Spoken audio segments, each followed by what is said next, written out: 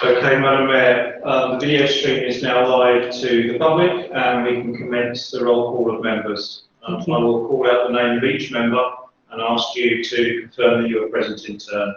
Once we've done this, the meeting will be able to start. Councillor Alice. Yes, I'm here. Councillor Abraham. Present. Councillor Archer. Present. Councillor Aurora. Good evening, I'm here. Present. Councillor Bailey. Present. Councillor Bamford. Good evening.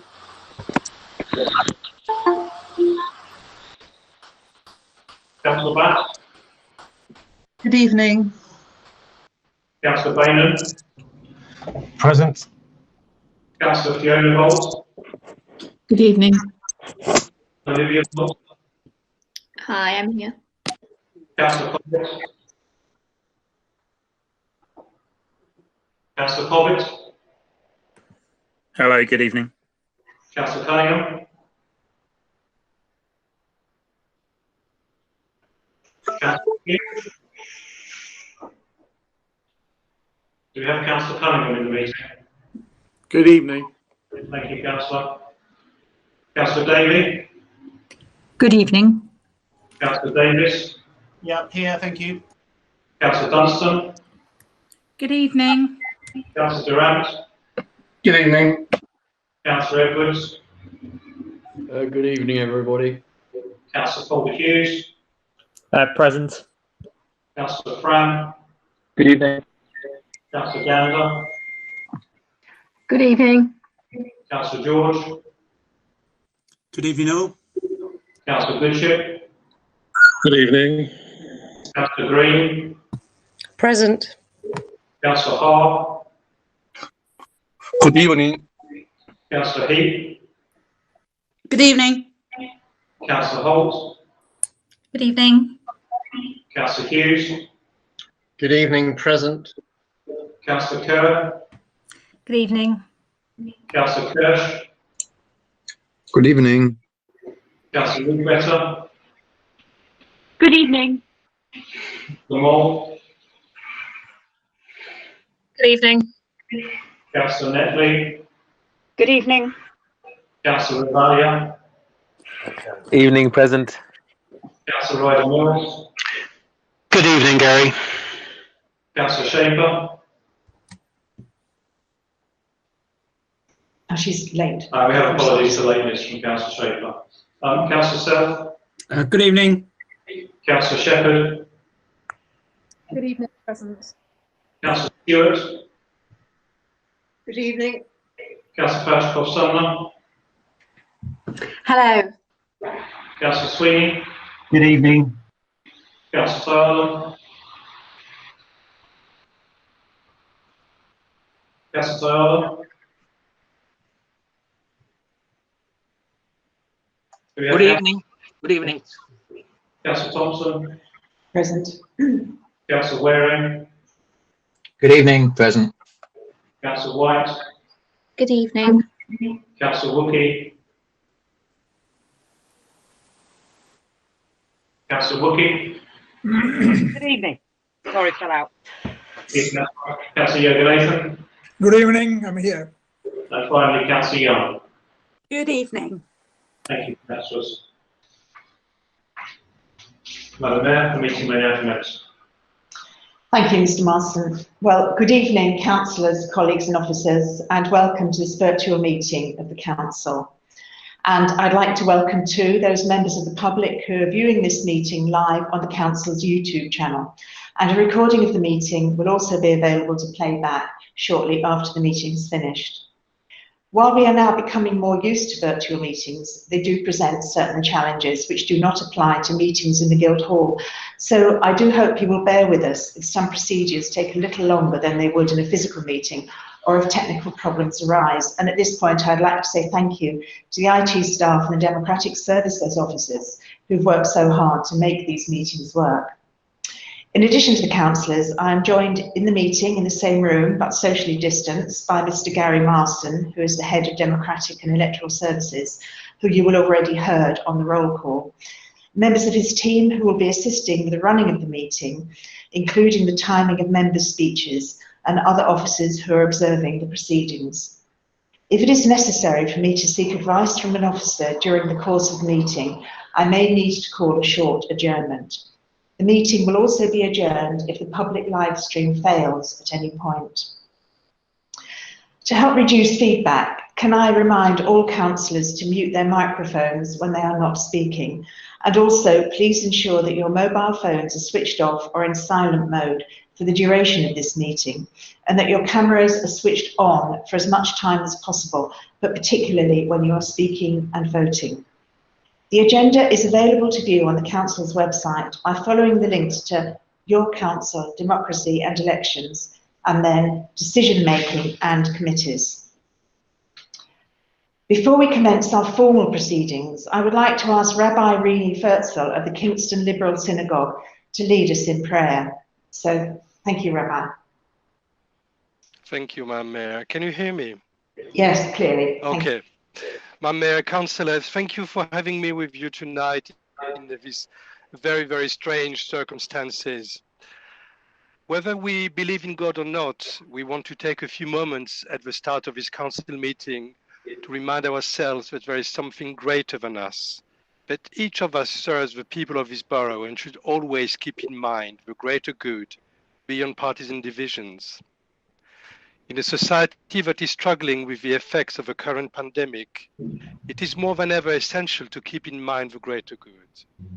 When we were all in lockdown, worrying for our loved ones, for our financial situation, for the future of our country, many of us have turned to their families, their communities to find comfort and solace. More than ever do we know that our common aim is to promote a society where everybody has a safe place, where the most vulnerable are tended to, and where our children have a future. Every Shabbat morning, after having read from the Torah scroll, each Jewish community in this country says the following prayer. May God give wisdom to the government of this country, to all who lead it, and to all who have responsibility for its safety and its welfare.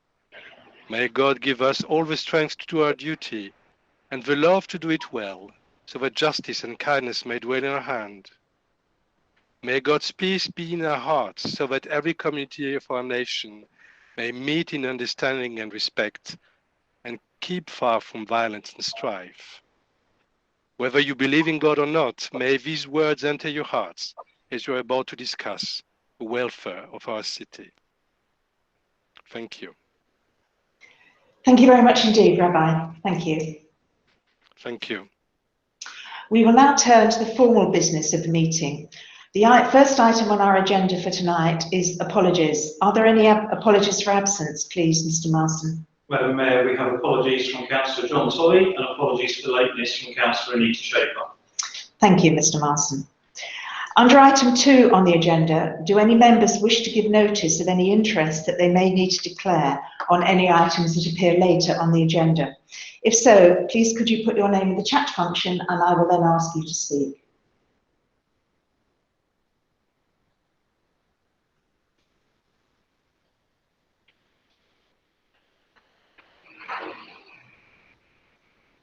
No.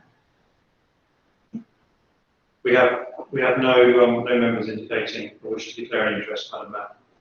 Thank you. There are no items of interest, so we will therefore move to the next item. Under item 3 on the agenda, the minutes. May I sign the minutes of the meeting of the Council held on the 7th of July 2020 as updated in the late material?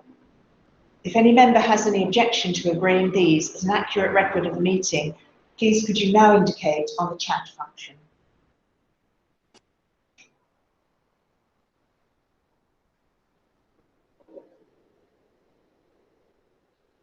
Madam Mayor, no councillor has indicated an objection to agreeing to the minutes as a correct. Thank you. In that case, we will record the minutes as agreed and I will sign them later. Thank you. For item 4 of the agenda, I have a few mayor's announcements. This is the first opportunity we have had to formally mark the sad death of Honorary Alderman and former councillor Peter Gray. He served as Mayor of the Borough in 1986 to 1987, and I am sure you will join with me in expressing our condolences to Alderman Gray's family. I'm also very sad to have to announce the death this week of John Perry, who has served for very many years as a trustee of the Mayor's charity and was a board member for Kingston First, and indeed involved in a great many activities in the Royal Borough. Again, we send our condolences to John's family and friends, and I would ask you to join with me in a minute's silence in memory of both John Perry and Alderman Gray.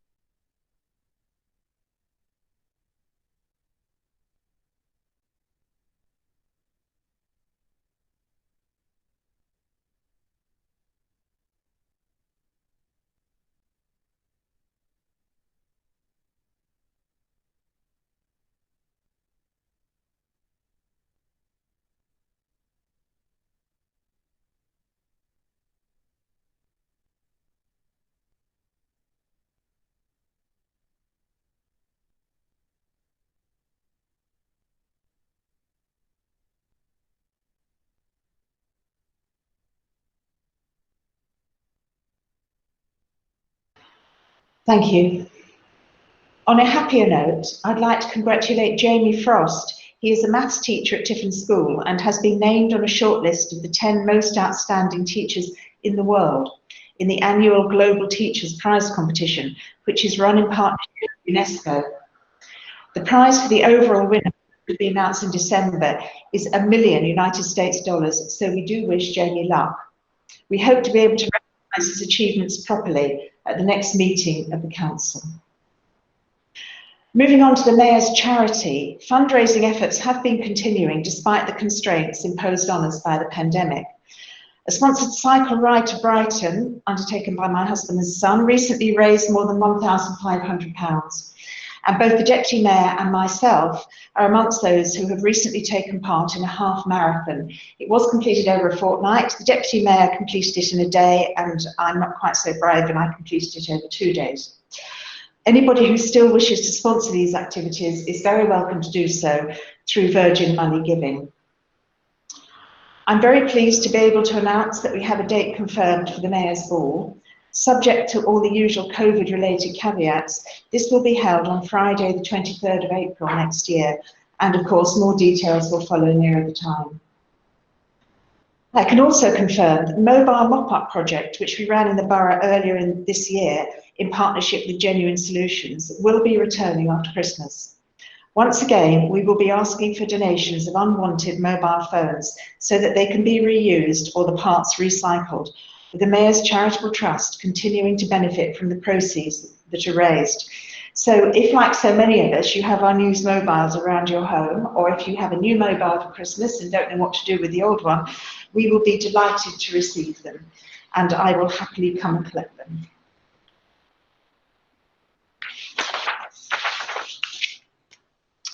Thank you. We now move on to item 5, petitions. No notice has been given of any petitions that have been submitted to this meeting. Councillor Davis, you have a point of order? Yeah, Madam Mayor, on a point of order. I mean, we've traditionally had an opportunity as councillors to present petitions from specific members of the public, and somewhere along the line, in all the changes that we've made to the Constitution over the last few months, we seem to have abolished that opportunity, which is most unfortunate. And I have a petition which I want to submit to the Council, not for debate, but just so that it can be taken and noted and then responded to later. And I just want to ask that we waive the new standing orders and consider in the future whether they should be overturned and reformed so that we can accept that petition.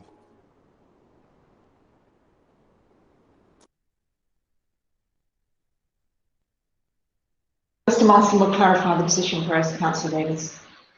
Yes, so Madam Mayor, just to confirm, one of the changes that was introduced to the Constitution some months ago was the requirement that the submission of petitions at council meetings be dependent upon the receipt of advance notice by 10 AM on the day prior to a meeting.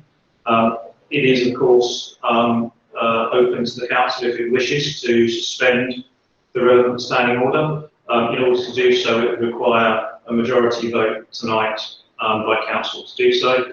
If there was a desire to move a motion with regards to any subsequent amendment of the council's standing orders going forward, that would, once it's been moved and seconded, it would be immediately referred to, or once it's been moved, seconded and approved, it would be immediately referred to the relevant strategic committee for consideration and a subsequent recommendation back to council. Thank you, Mr. Marston. Councillor Davis, do you wish to move that? Well, what I'm saying is I think we should review it, because I think it's certainly something that members should have as a right, is to submit a petition from residents on any matter they wish to at a full council meeting. I'm not quite sure what the point of full council is, and I'm very sorry that I obviously myself personally overlooked it when this was being pushed through, because I wouldn't have agreed to it at that time. But as it stands at the moment, I'm more than happy if council agrees, or if the leader would agree to me, if that would be easier rather than a roll call vote, just to submit this petition and move on, and then review it between the groups going forward to the next council meeting. So, Councillor Kerr, could you comment, please? Thank you, Madam Mayor. I'm happy on this occasion to allow this petition to be submitted. Thank you. Thank you. So, if council is happy, you wish to present the petition, please. So Madam Mayor, it's a petition on behalf of 124 residents of Albemarle Gardens and Westbury Road in New Malden, who wish to prevent the proposed installation of 3 electric vehicle charging points in Albemarle Gardens. And I'll submit the full petition with the 124 signatures on it to Mr. Marston during the course of the meeting. Thank you, Councillor Davis. It will be dealt with under the usual petition regulations. Thank you. We will now move on to item 6, public questions. We now allow up to 30 minutes at the start of each ordinary meeting of the council for questions from the public. We have received several questions for this evening, so I would ask everybody to be as succinct as possible in order to try to ensure that we can get through all of the questions within the allotted time. If we are unable to do so, the remaining ones will be provided with a written response. Please remember that you are all able to ask a supplementary question, but only one is allowed, and it must arise directly from the original question or response for clarification and cannot be a statement. The first question is from Ms. Christina Gosney and is addressed to Councillor Hilary Gander, who is the portfolio holder for Environment and Sustainable Transport. Ms. Gosney, are you present in the meeting? I am. Hello. Hello. Please, would you like to address your question to Councillor Gander? Thank you, I will. What is the policy regarding the clearing of road drains? I've lived in Wolverton Avenue for 25 years, and they've usually been done on an annual basis, but I cannot recall them being drained in the last 5 or so years. It's becoming a hazard for people driving down the road and people walking, not just in times of great rain, but times of little rain. Can you please update me on when we will be seeing clearing of them? And secondly, having taken over the residents having taken over the maintenance of 7 planters in our road, our total spend to date is about £3,500, and we're very proud of that. We've taken over a lot of the hard standing that we've rebuilt from the council. We've put in plants that were, the planters were terribly overgrown. We've really done a lot of good for our road. However, we now have a problem with the trees. I'm looking to see when they're going to be pollarded, and if they are going to be pollarded, can you please assure me that we won't simply get the usual bushers who come along and just lop branches off without thinking about the actual trees. What we need is to allow light and rainfall through the leafy branches, which currently when they come and they pollard them, we don't get. So those are my two questions. What are we doing about the drains? And I'm sure it's borough-wide. And secondly, what are we doing about the trees to make them sustainable and make our road a very pleasant place that we have created?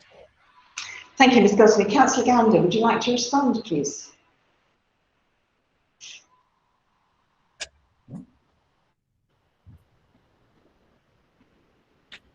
Councillor Gander? Sorry, I thought I'd done that. I was not unmuted.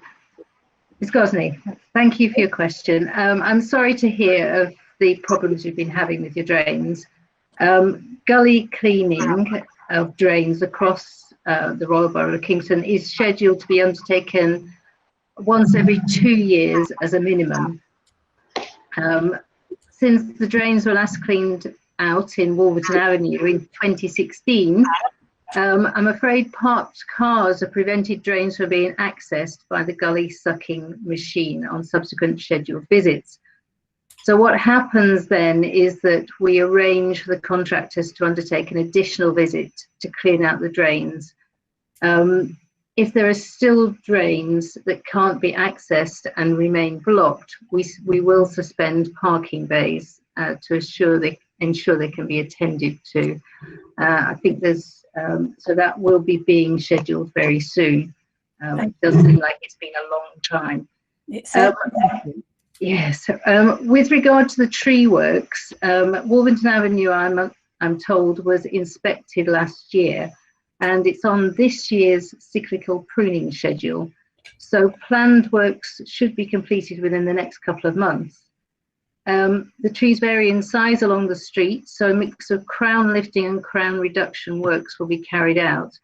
And I noted what you said about the type of pruning, and I invite you to write me an email if you wouldn't mind, so that I can pass it on to our tree inspector and through to the contractors that will do the work, and we'll see whether or not we can accommodate the special requirements that you were mentioning. Well, thank you very much. That certainly answered my questions. I would, however, like to just reiterate, and I will leave you in peace now, could you please make sure that the vehicles covering the drains are moved, or we find a way of moving them, because having spent all this time and energy on these wonderful planters, and I do urge you as councillors to come and have a look what is achievable when residents take power. We've done a fantastic job, but our job is only as good as having the support of the council for the major works. So if the vehicles are in the way, please either make them move by putting out bollards or whatever, or in fact fining the blasted cars for being there when you want to clean the place, you know. Okay, thank you. Yes, we'll get onto it. Thank you. Thank you, Ms Gosney. If you are able to turn your camera on when you are asking a question, that would be helpful. Thank you. The next question is from Isabella Topley to Councillor Diane White, who is the portfolio holder for Children's Services. So, Ms Topley, would you like to ask your question, please? Hello, I'm Isabella and I'm part of the Kingston Richmond Youth Council, and I'm asking this question on behalf of all the young people in the area.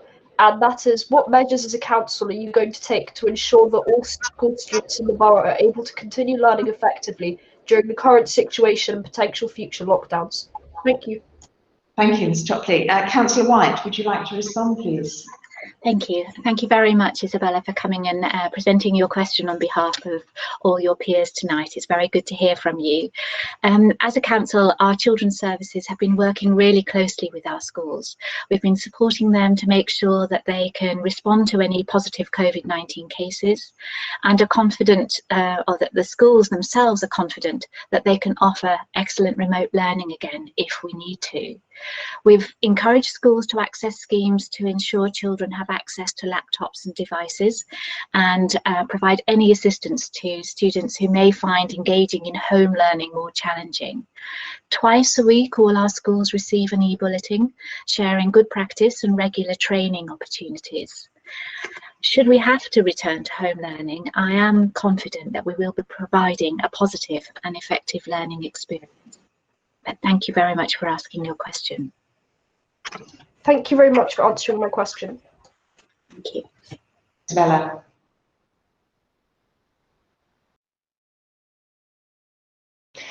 Thank you. The next question comes from Adia Manoj, again to Councillor White. So would you like to ask your question, please? Yeah, hi. I'm another member of the Kingston Richmond Youth Council, so I'm asking once again on behalf of youth in the area.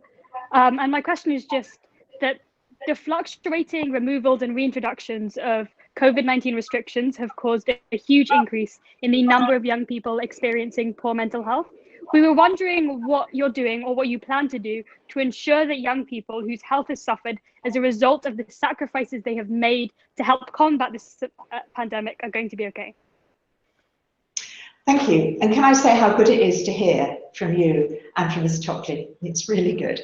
Councillor White, would you like to respond, please? Thank you, and thank you so much for coming and raising this question. It's an incredibly important issue. We're working really closely with our colleagues in the clinical commissioning group and health services to make sure that there are appropriate and timely services to support our children and young people's mental health and emotional well-being. It is a priority in our shared health and care plan. Recent responses include access for all children and young people aged 11 years and above to the online live counselling service called Couth, which I'm sure many of you have heard of. That's free access to that, and it is highly regarded from what I hear. I hope that the Youth Council have heard the same. Our own emotional health service has developed an online resource hub for children, young people and their parents. Schools are benefiting from a government-funded Trailblazer programme, which places mental health support teams in schools. Currently, they are in 11 schools, but are sharing their best practice with all our schools. We are really, really proud of our children and young people. It's been such a difficult time for them, and we do everything we can to support them in a way that children and young people, the Youth Council, tell us you would like to be supported. And that's a conversation I'd like to carry on with you at the time. Thank you. Thank you. Thank you. Do you have a follow-up question, Ms. Manoj? No, I think that answers my question. Thank you. Thank you very much indeed for attending. Thank you.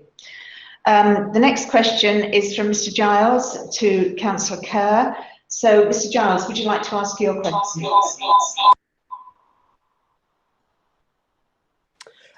Thank you, Madam Mayor. My question is to Councillor Kerr. My question is as follows. Does the Leader of the Council believe that it is incumbent upon both the Council and her administration to abide by and uphold the standing orders of the Royal Borough at all times? Thank you. Thank you. Councillor Kerr. Thank you for the question. Yes, of course, together with any interpretation of the procedure rules by the monitoring officer and in meetings by the Mayor and the relevant chairs. Thank you, Councillor. Mr. Giles, do you have a supplementary question, please? I do, thank you, Madam Mayor. On the 15th of September, the Maltons and Combe Neighbourhood Committee met. On the 16th, Kingston Town, the 17th, Surbiton Neighbourhood, and the 23rd, South of the Borough Neighbourhood. At all of those meetings, residents were told they had to submit their public questions 1 working day in advance, which is a clear breach of the procedural rules and standing orders of this borough. So my question to the Leader of the Council, supplementary question, is this. What is the point in having standing orders if her administration at a whim will breach the standing orders and restrict public participation at public meetings of the Council? Thank you. Councillor Kerr, would you like to comment, please? Thank you. Well, we wanted to reinstate the neighbourhood committees at the earliest opportunity. And so it was agreed with the neighbourhood chairs that the cycle of meetings in September would go ahead and that we would try to do it with as much public participation as was practically possible. As you will appreciate, advance notice is required to allow people to participate in virtual meetings. That's to make sure that officers can send them the links to brief people on joining instructions and any technical requirements. It was for that reason that it was necessary to ask speakers to register before the meeting. We also asked them to supply the question that they wanted to ask, and that was just in case technical issues arose during the meeting, which prevented them from speaking for themselves. It meant that we could have ensured that the question was read out on their behalf. Now, you are right that this varies slightly from the constitutional requirements, but it replicates the same provisions that apply for strategic committees held in the Guildhall, and it was agreed with the monitoring officer as a pragmatic solution in extraordinary circumstances, which allowed us to mirror the normal arrangements for public participation as closely as possible. Had we not made this change, we would not have been able to facilitate questions at all. You will also see that on the agenda this evening, there is a proposal to formally embed similar arrangements in the Constitution while meetings are held virtually. The members of the public won't have to supply their full question in advance if they don't want to. Thank you. Thank you, Councillor. The next question is from Ms. Coral Russell, again to Councillor Kerr. Ms. Russell, would you like to state your question, please? Ms. Russell, are you present in the meeting, please?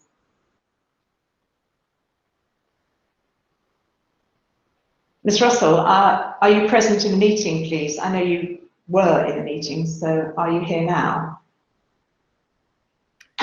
She's on mute. Oh, right.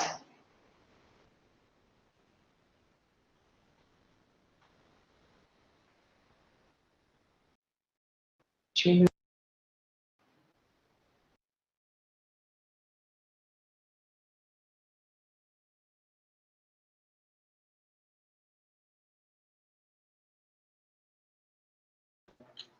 No. Sorry. Should we move on? Coral, are you able to unmute yourself?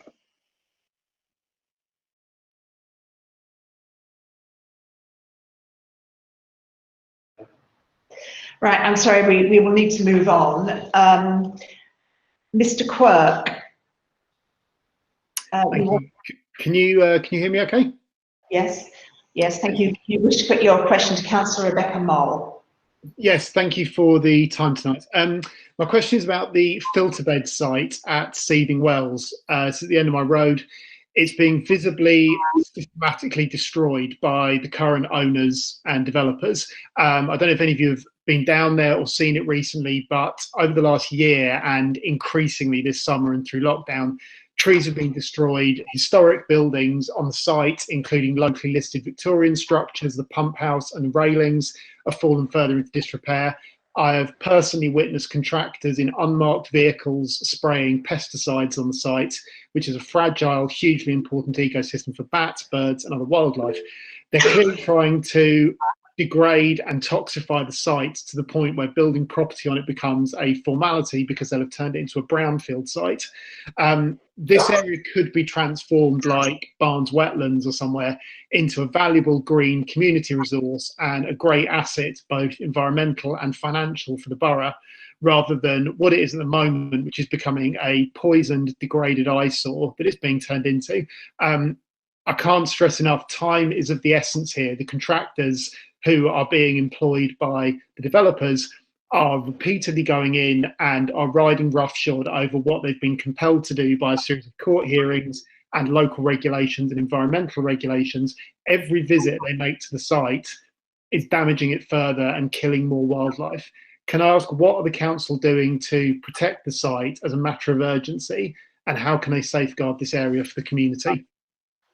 Thank you. Councillor Moll, would you like to respond, please? Hi, yeah, thank you for the question. So, as we said, the Seething Wells site is designated as metropolitan open land and is a site of importance for nature conservation and contains locally listed buildings. So the council is committed to making sure all work on Seething Wells site is carried out in the correct manner, and the site is closely monitored to ensure there are no breaches of planning control. Any evidence of habitats of protected species of wildlife being destroyed on site is a matter for the Metropolitan Police, as if this is the case, it is a legal matter. We would advise any residents who believe this to be the case to contact the police force. However, we do recognise the frustrating situation we are in here. It's been going on for years. And recently, St Mark's Lib Dem councillors set up a petition to give councils the power to protect nature reserves, specifically because of Seething Wells. as it's in private ownership, the local council cannot force the owners to look after it properly. But we want any council to be able to proactively make sure any nature reserve is looked after and biodiversity enhanced, and to be given stronger powers to ensure this. Thank you. So sorry, in practical terms then, does that mean we can do anything, or are they just going to be able to keep trashing the site? Because in all honesty, I'd imagine phoning the police is not going to do anything. They don't have the time or the resources to come down. And if the contractors are there, the contractors, I think, are often being told by the owners that they have permission to be on there, even if they don't. So responsibility is being defrayed. So realistically, are we just going to have to sit back and watch the site be destroyed?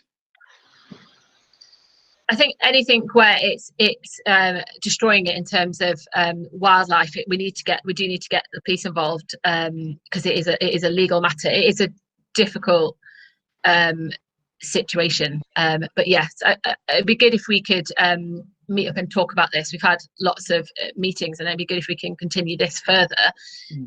It's been going on for years. There is no easy solution, but we are committed to doing everything we can.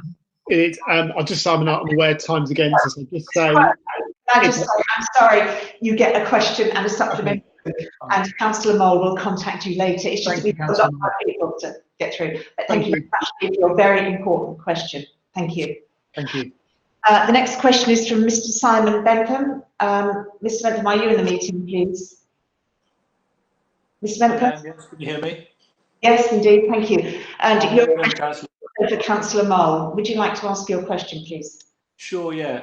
I've put the question, with the advent of the new planning laws, which are being passed and ongoing with the government, how is the council planning to preserve the history and charm of the Royal Borough of Kingston, especially around the market area where lots of shops are shut, and not let it fall foul of ugly housing projects which will cheapen it and overwhelm the already stretched facilities of the local area, by people being able to add stories and turn commercials into residentials? Thank you, Ms. Bentham. Councillor Mole, would you like to respond, please? Yeah, thank you for that question as well. Very timely. So the council is currently in the process of producing a new local plan. Along with the London plan and emerging neighbourhood plans, an up-to-date local plan is required to set out our vision and strategy for economic growth and development, and contains the policy context used in determining planning applications. We also have a yearly housing target given to us of 643, which is set to rise to 964 when the new London plan is adopted. We want to make sure that development happens in a coordinated way and is collectively delivering all that is required for the local area. There is a pressing need for housing that is affordable for our future residents, our children, and our children's children. The need for more housing brings with it the opportunity to build not just homes but communities, and with it to invigorate our residential and business capability. Safe communities that bring people together, healthy communities with green open spaces, and communities that will transform the lives of the people who live here. We need to respond to our changing needs, and as we prepare to meet these needs, it is essential that new development respects the borough's rich heritage and locally distinctive character, such as the ancient marketplace. With the imperative of climate change, everything we plan, design and build should make our borough a more carbon neutral place to live. We declared a climate emergency in Kingston last year. Through innovative planning and design to promote sustainable living, soft landscaping and street lined with trees, plenty of open spaces to bring natural beauty and mitigate against harmful effects of CO2 to encourage and enable active travel. We are growing, but we want to ensure that we provide for this. We want to direct this growth sustainably, ensuring that we meet the needs of all our residents. Thank you very much indeed, Councillor Mole. Do you have a supplementary question, Ms. Bentham? I do actually. What happens with the services that the council provides with the amount of housing which is going to be increased? You said 600 odd to 900 odd. Schools, hospitals are already stretched. What's the solution there? Councillor Mole? Yeah, so there are policies to meet all these demands, and there are still in Section 106 monies that facilitate ensuring that the demand is met. It's quite yes, so there's different technical ones. I can go into more detail, but as an overview, that is what we do. We have a group that's looking at the amount of school places, making sure that we meet it, etc. Thank you very much indeed, Councillor Moll. Ms Pereira, are you in the meeting, please? Ms Pereira? Shelley Pereira? Shelley Pereira here, please.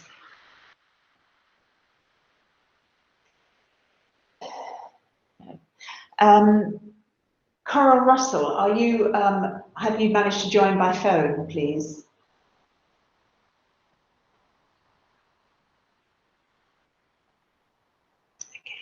Is Ruxana Bilimoria here, please?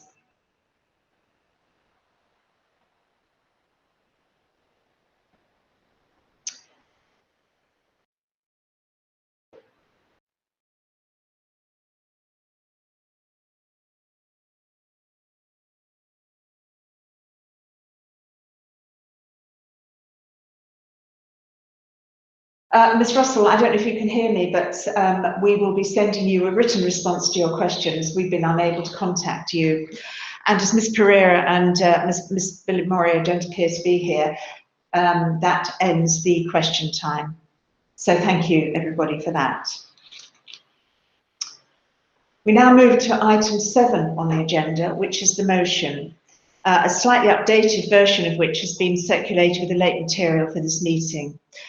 I understand that Councillor Hughes will move this motion. Is this correct, please, Councillor? Yes, it is, Madam Mayor. Thank you, Councillor Hughes. And Councillor George, is it correct that you will be seconding the motion, please? That's correct. Ideally, I'd like to speak later, if that's okay. That's the moment you want to speak later. If there are any other members who wish to speak on the motion now, please could you indicate by typing your name in the chat function now. Thank you.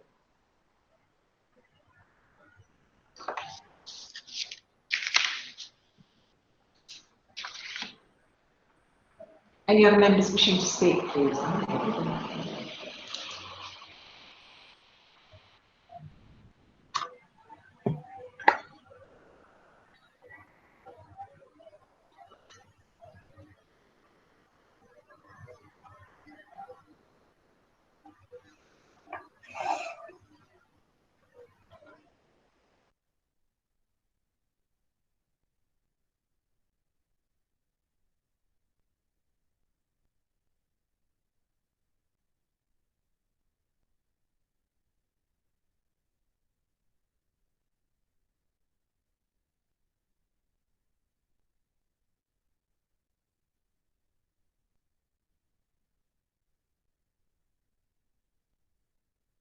They all want to speak. Thank you very much. Councillor Hughes, would you like to speak now, please? Yes, please, Madam Mayor. Shall I begin? I'm sorry? Shall I begin? Yeah, please do. Well, thank you very much, Madam Mayor.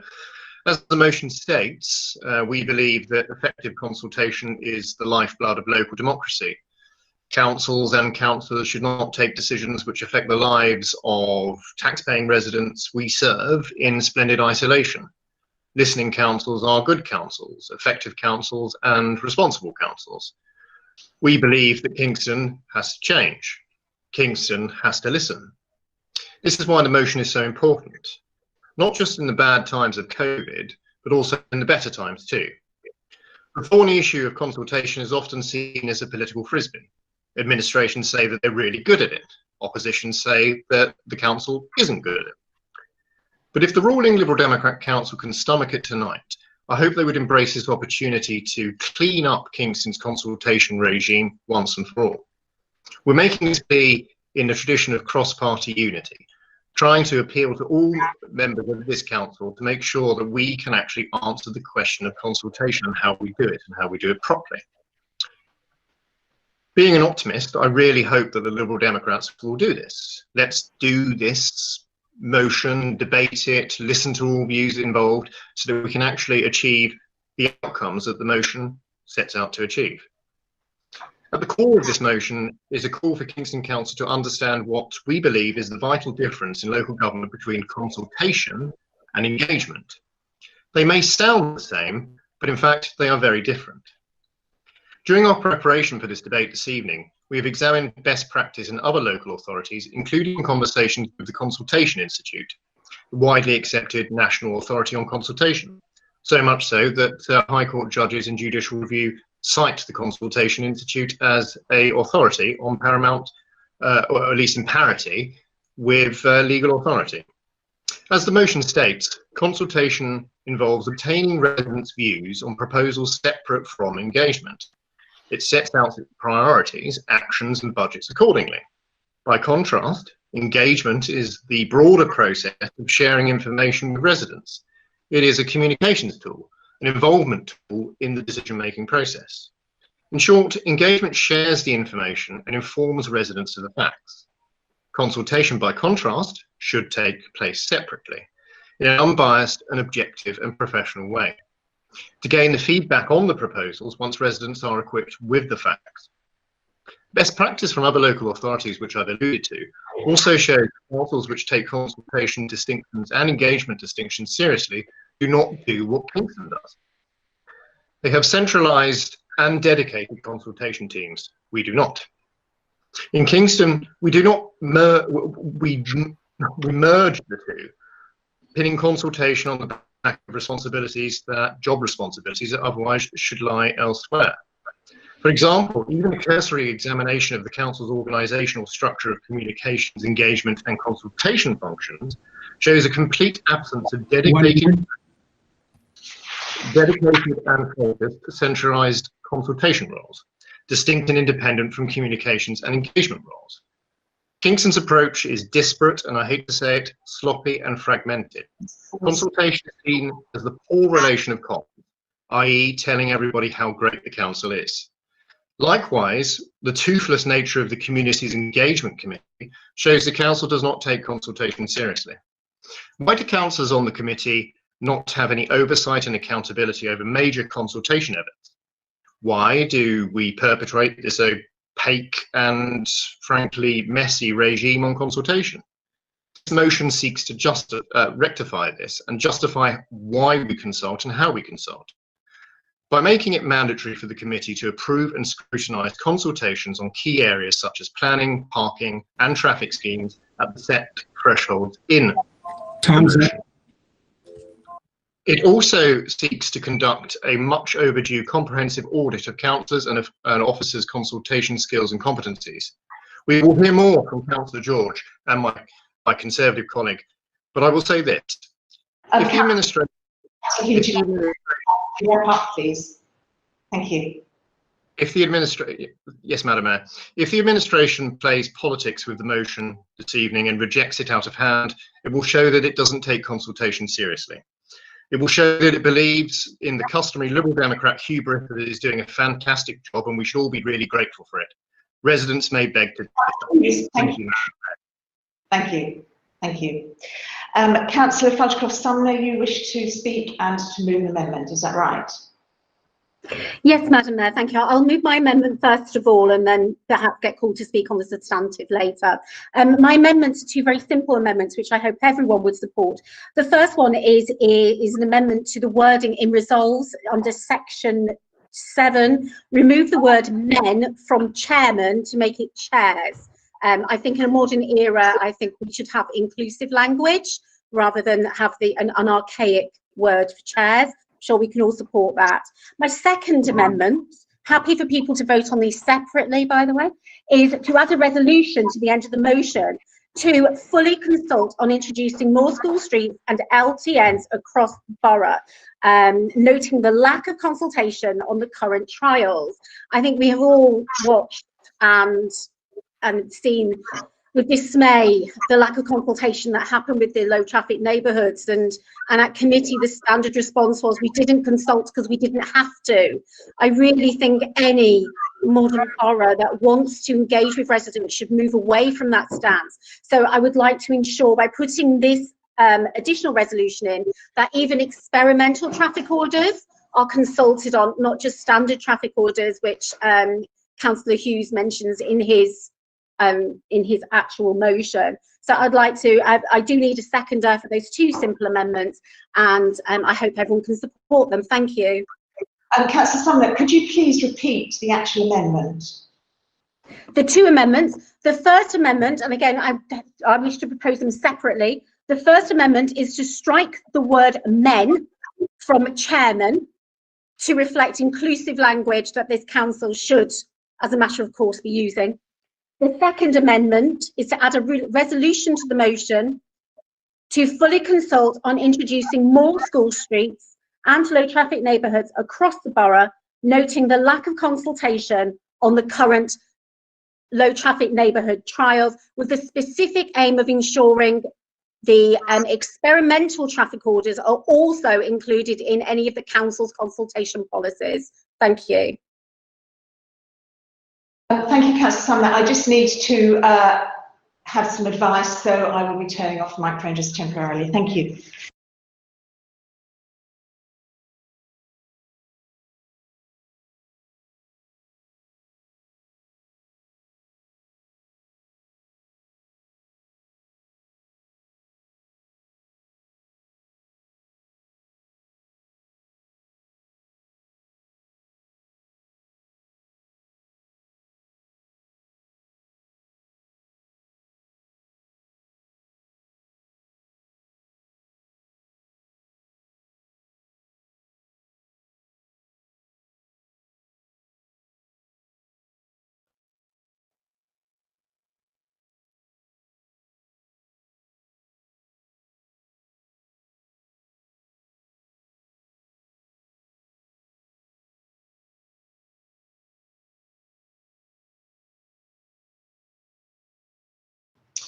Thank you, Councillor Sumner. We are certainly happy to accept the First Amendment, but the second one, the advice I receive is that we can't accept that one because it is not particularly relating to consultation, but is more relating to low traffic neighbourhoods, and we don't have any report about low traffic neighbourhoods and so on in front of us.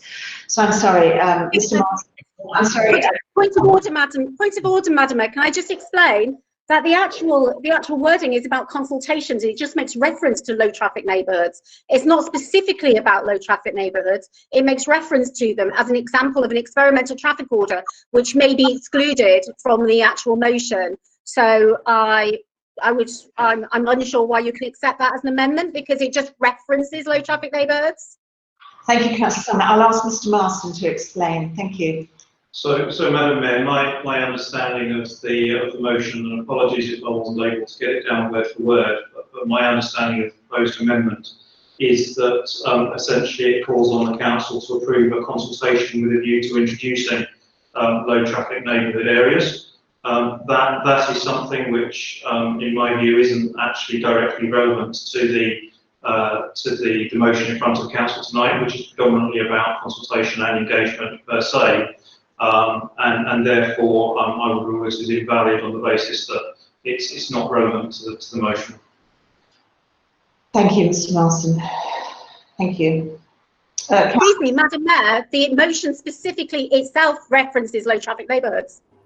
If you have a look, item 8, the absence of meaningful consultation with residents on the implication of low traffic neighbourhood trials. So the motion itself discusses low traffic neighbourhoods. So how you can say it's not related to the motion, I'm actually quite unsure. However, you know, it just seems silly to me. I think but can we at least get agreement on the First Amendment?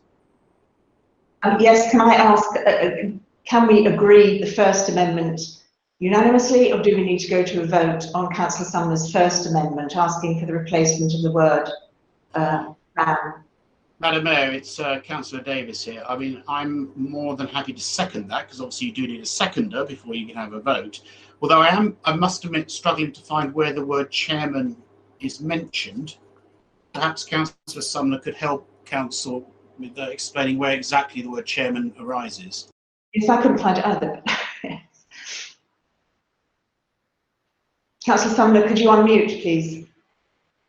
Sorry, I just need to get the motion back up again, Madam Mayor. I spotted it earlier. I assumed it was a typing error, which is why I've asked for it to be amended, because I'm sure we all support inclusive language. So if it's in the actual resolutions, paragraph 2. There we go. Let me just find it. So it's here. Yeah, so if you look at point 2, the council resolves to point 2, conduct a comprehensive audit of the capabilities, competences and resources of all relevant committees, operations across council departments, including the training of relevant officers, committee chairmen and members. Madam Mayor, as I'm more than happy to second that as a man. So to be put on the change.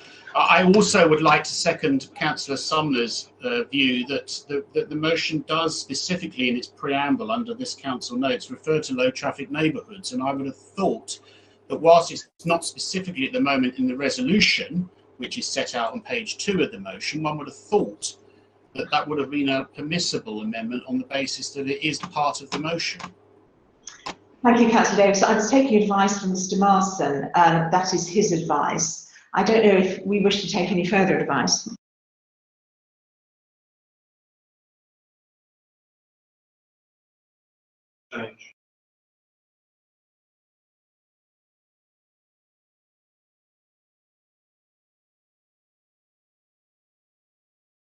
Excuse me, Madam Mayor, isn't it also the case that the actual mover of the motion can accept the amendment as the mover of the motion? And so if Mr. Marsden isn't convinced, well, I think it's a valid amendment, but if he isn't, if Councillor Hughes actually accepts it as a valid amendment, he as a mover of the original motion can accept it. Is that not the case? The advice, Councillor Sumner, is that the amendment needs to be relevant to the motion, and I think we will leave it there. I'm sorry if you disagree, but I think we will just leave it there. The first amendment, Councillor Davis has said he is happy to second it. Can we go ahead and agree to that, please, unanimously? Thank you. Thank you. So the first amendment that Councillor Sumner proposed is agreed. The second one is ruled as not valid. So thank you. Now the next speaker is Councillor Kerr. Thank you very much, Madam Mayor. This motion purports to come from a concern about engagement and consultation. And that strikes me as odd, because this isn't natural territory for the Tories. Let's have a look at how they behave nationally. How much power does the White Paper on planning give to local residents? None. It would take away the rights of local people to object to a planning application in their area. In most instances, it takes away the ability of locally elected representatives to have a say either. So is that what they mean by engagement? What about in their handling of COVID? What does Andy Burnham, Labour Mayor of Manchester, say? He says, no discussion, no consultation, millions of lives affected by Whitehall diktat. Or the leader of Gateshead Council, who on Saturday morning I listened to on the Today programme and who appeared to know less about what was going to happen in his area than the journalists on the Daily Telegraph. So this government tells its chums what it's planning.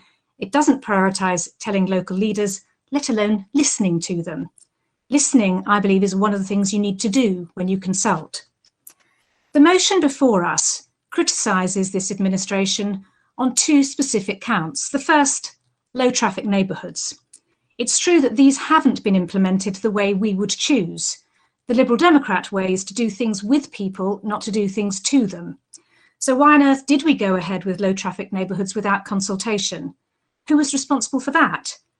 Well, maybe that would be the government, who gave councils across the country £250 million to promote active travel during the pandemic, but only on the condition that the schemes were implemented to a tight deadline.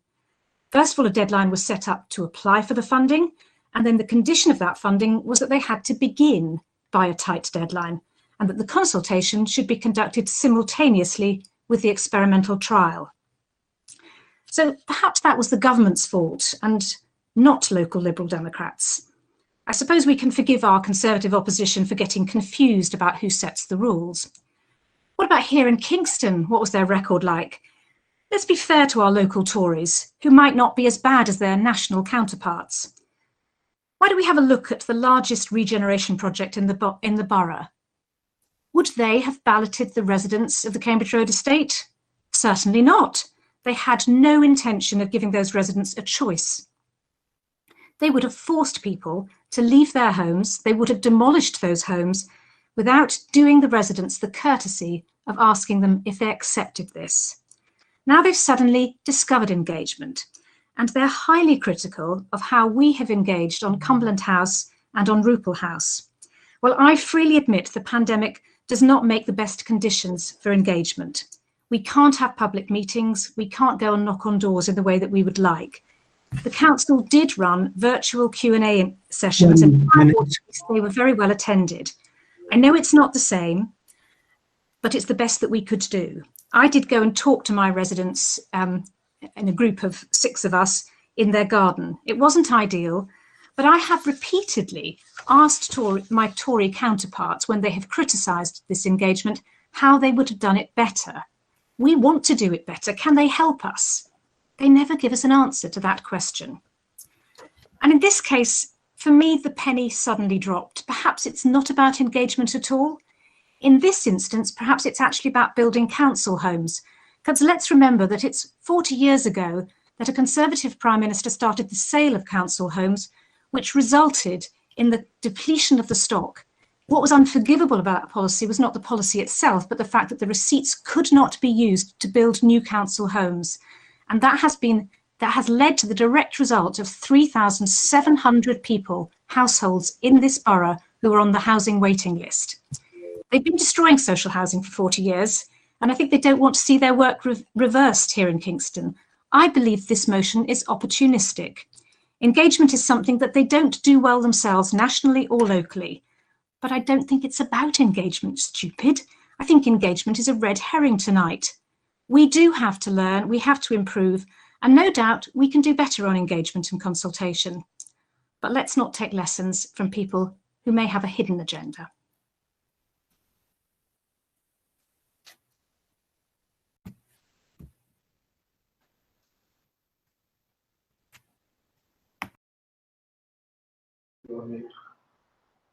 Sorry. Councillor Davey, would you like to speak, please? Yes, I would like to speak about the consultation on housing and remind everyone, just as Councillor Kerr has reminded people, that the Tories didn't want to give the people, the residents, the thousands of people on the Cambridge Road estate, any say in whether or not their homes were knocked down. It was the Lib Dems who offered a voluntary ballot. We didn't have to do it. We thought it was right to ask people when you knock down before you knock down their homes. It's the right thing to do. The small sites, Cumberland House, we're not knocking down anyone's home. We've been pushed by the Conservative government and an anticipated rise in homelessness in the wake of COVID. We have to be prepared. It's not been easy. The government has been pushing us to keep up with planning, to keep up with building despite the COVID restrictions. And in many ways, the local community and officers have risen to the challenge. It has been incredible how we have managed it despite COVID. The Housing White Paper we're planning to get rid of the need for consultation on those small sites. So it seems like this to me.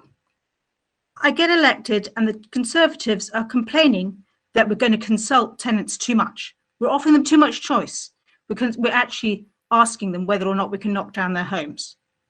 Then I start trying to do exactly what their government's doing, trying to get new houses built, trying to continue going on despite COVID, doing what the government wants, central government, the Conservative government wants. And I'm told there's too little consultation. You're doing the wrong thing. So what do they really want? Look at the Housing White Paper. They don't want to consult at all. That's actually what they're planning. But let's go a bit further. Let's look deeper, because I'm told I'm consulting too much. I'm told I'm consulting too little. I'm told we don't think you should be consulting at all. What is this really about? This is really about the Conservatives' opposition to council housing. They are not prepared to have council housing on their land. They'd rather see it as what happened when I got elected and saw.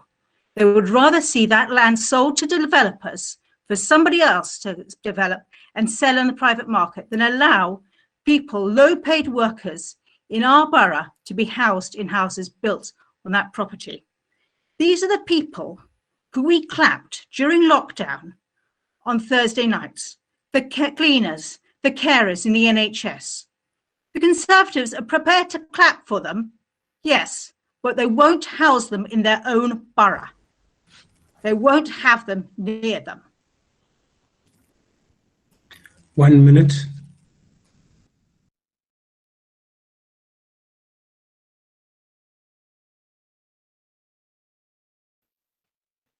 Please oppose this motion. I'm sorry? I've finished. Thank you, Councillor Daly. Councillor Cobbett, please.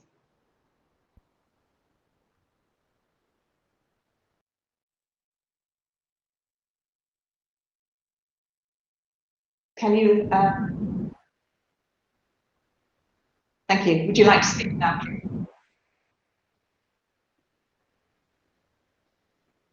We can't hear you. We still can't hear you. Sorry, Madam Mayor, is it myself you're calling? I couldn't hear you. Hello? Hello, Madam Mayor?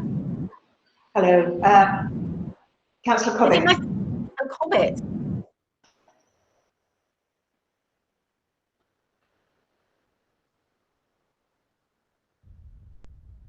So what's happened here?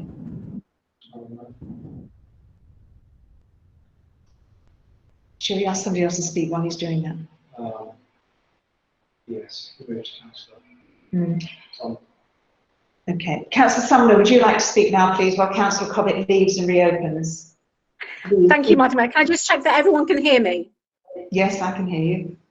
Thank you. I actually support this motion, and I feel that anybody who values consultation should do. I've been quite shocked, actually, by the Liberal Democrats' comments this evening, particularly, shall we say, the senior members. In a month where Ed Davey has been elected to be the leader and says that people need to wake up, smell the coffee and listen, it seems to me that the Liberal Democrats are not listening on this one. In fact, they may have looked at the coffee, smelt the coffee and discovered the milk's curdled for them. There has been a great history within our borough of Liberal Democrat councils doing amazing things in terms of consultation. If we go back to the days of people like Roger Hayes, who worked tirelessly to make sure that our borough was consulted, residents were engaged. But I'm quite shocked by what's happened in the last 2 years. And I'm actually eternally disappointed that it's a Conservative who has brought forward this sensible suggestion to involve the Consultation Institute in engaging with residents, because we're clearly not doing a good job at the moment. May I point to things like, for example, like the 20 MPH consultation, which went on for less than 6 weeks, was over a school holiday period, and despite all of my requests to extend it, everybody ignored me, including a number of the councillors on the opposition benches. Now, I've listened, as I've heard Councillor Kerr and Councillor Davey talk about how the Conservatives don't like housing. That is not the point in the motion. The motion is about consultation. And can I ask you to refer back to consultation? We are talking about engaging with the Consultation Institute to make sure our borough engages with our residents in lines with best practice. I do not see how that is a partisan thing. We should all want to do this. 6-week consultations during school holidays should not take place. We should start off a minimum threshold. We should be following the Cabinet Office guidelines, but we don't. We should be following the Consultation Institute guidelines, but we don't. And that actually is something that a Liberal Democrat administration should want to push forward. So I'm actually shocked that you don't. And it all seems to be for partisan reasons. This motion is not about council housing. I support council housing. This motion is not about that. This motion is about trying to make sure the residents of our borough are properly consulted with. And to be honest, based on what I've heard tonight, it is no wonder that the Liberal Democrats have plunged in the polls if this is actually their attitude towards consultation with residents in this country. I think it's appalling. I support this. I don't care what party the person is that proposed it. It doesn't matter. It's not important. It's about doing what's best for our residents in the borough, and you need to put aside petty differences and make this happen.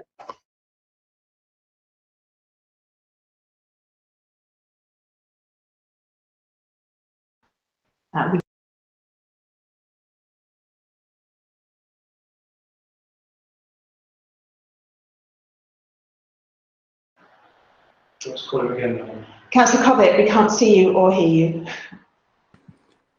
I'm happy to have another go. Can you hear me now? See you now. You can. Yeah. Thank you very much, Madam Mayor, for calling me to speak, and thank you to Councillors Hughes and George for their motion. I'm pleased to see that consultation and engagement are being debated tonight. I think it's important that we do focus on, the challenge of how we engage and consult with residents, particularly at this time where we're imparting so much important public health information that is around keeping our community safe in this very difficult time. I'll start by where I agree, if you like, which is that I think it is absolutely important that we value both our engagement and our consultation work, and they are distinct, but they are also linked. And I think it's vitally important in a democracy that having ongoing conversations with our residents about the direction that we take is something that we do all throughout the cycle, not just at election time. Where I struggle a bit with the motion is partly for the reasons that Councillors Kerr and Davey had said, that it's a little bit, the examples given are a little bit cheeky. It references low traffic neighbourhoods, which is a scheme in which, through the stipulations of the government in which they support, we can't build in our normal consultation work because you are required to run it as a trial and consult as you go. And then it goes on to make the comparison between, consultation on small sites and the consultation and engagement that took place around Cambridge Road Estate. I mean, Cambridge Road Estate, was a ballot in which people were being asked to make a fundamental decision about their own lives and, whether the place in which they live should be, demolished and we should start again. And, whereas the small sites programme, also very important, is about, the effects that new council housing, much needed new council housing, will have on the people that live nearby. That's also very important, but consultation and engagement does need to be to scale at what the challenge is. And clearly there was something unique about what the situation people were in Cambridge Road Estate and what they were being asked. So I do find the examples a bit cheeky, but most of all, I think, what is actually being proposed in this motion, once you get past the kind of selective quoting of what residents said in the resident engagement survey in 2018, the motion mostly proposes a kind of reorganisation of council staff and a kind of moving around of people in the staffing structure and the creation of a sort of big central consultations unit in the chief executive's office. I mean, I don't think I've ever worked in any organisation where setting up a new central unit in the chief executive's office has ever been the answer to any genuine problem that I've encountered. And if we actually brought forward such a measure, the Conservative opposition would almost certainly vote it down on the basis that we were wasting money by moving money into a central department and away from frontline services at a time when councils haven't got any money.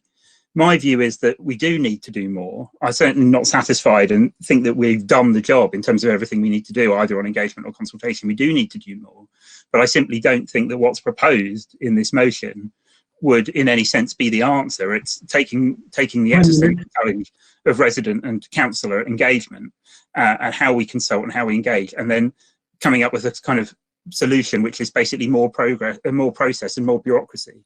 But I do think we should do more on consultation and engagement, and as such on our side we're going to put forward an amendment that takes some of the spirit of this motion but puts forward things that we can do that build on what we're doing at the moment, and I think will actually work to help us to do this better.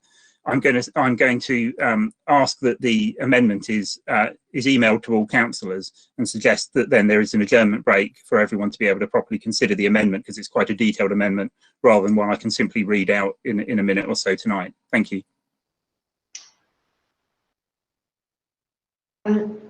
Right, so the amendment will now be emailed. Sorry, Madam Mayor, point of order. How did the public access this amendment? We will put a link to it on the YouTube page. Yes. YouTube page so that people can access it. Can we have a seconder, please, for Councillor Cobbett's motion, Councillor Cobbett's amendment? Yes, Madam Mayor, I'd like to second the amendment. Thank you. Councillor Gander will second the amendment.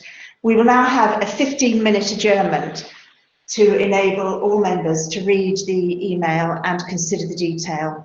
So we will now be adjourning the meeting, and the live stream will be paused for 15 minutes. So that is, it is now 9:15, so at 9 o'clock we will reconvene. Meanwhile, would any members like to indicate on the chat function if you wish to speak on the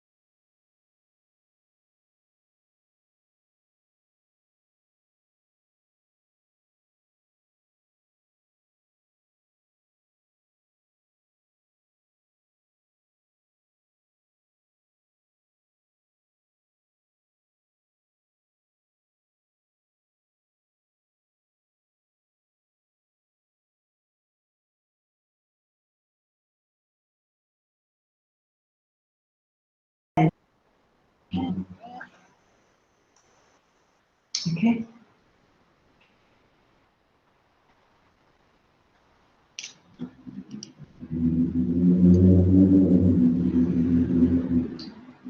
So can I begin?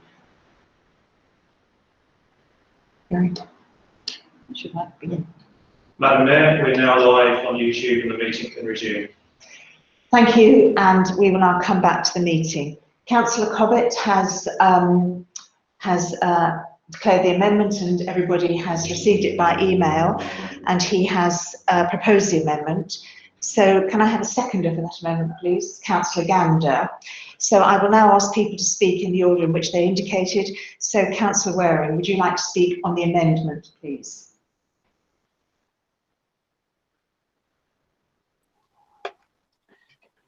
Yes, thank you, Madam Mayor.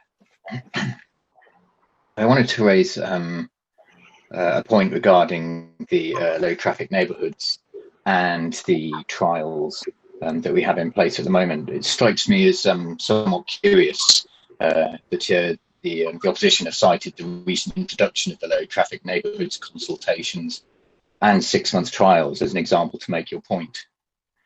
You clearly didn't get the memo from Tory Central Office. In late May, the Department for Transport, headed up by Conservative Minister Grant Shapps, advised local councils to introduce measures for cleaner air and quieter streets. We recognise this moment for what it is, said Mr Shapps at the time. A once-in-a-generation opportunity to deliver a lasting, transformative change in how we make short journeys in our towns and cities. The Department for Transport wanted councils to move at speed, so advised that public consultations should take place alongside trials and not before them as previously. There is a public consultation on the low traffic neighbourhoods. It's open now at the same time as the trials. We've played by the new rules drawn up by the Tory government, and yet you choose to amplify a narrative that serves only to upset residents over what is a very sensitive issue anyway. To underline our faith in the opinions of residents, I say that we are in no way wedded to the low traffic neighbourhood trials becoming permanent, but we are wedded to finding out and making an evidence-based decision with residents' feedback front and centre. On top of the public consultation, I've been on site at my nearest low traffic neighbourhood on Albert Road in Norbiton every single day implementation. I've held 6 residents' meetings on the junction in question. I've visited around 30 residents at their homes surrounding streets to hear their views. I'm listening. I can't fail to listen. In all my meetings with residents over the last 8 weeks, I've detailed how the Tory government has changed the way councils consult with residents over schemes such as this. That I have to detail it to Kingston's Tory councillors this evening would be funny if it weren't so dangerous. Thank you.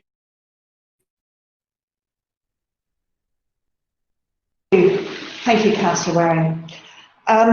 I should have said, and didn't before, and I'm sorry, that the amendment is on the council's website for the public to read, and it is on the page that details all the papers for this meeting, and so it can be found on the council's website under the heading for this particular council meeting, so all members of the public can see it if they wish to. Thank you. I next have Councillor Cobbett to speak on the amendment, please, if he wishes to. Thank you very much, Madam Mayor. Can you hear me okay? Yes, indeed. Great, thank you.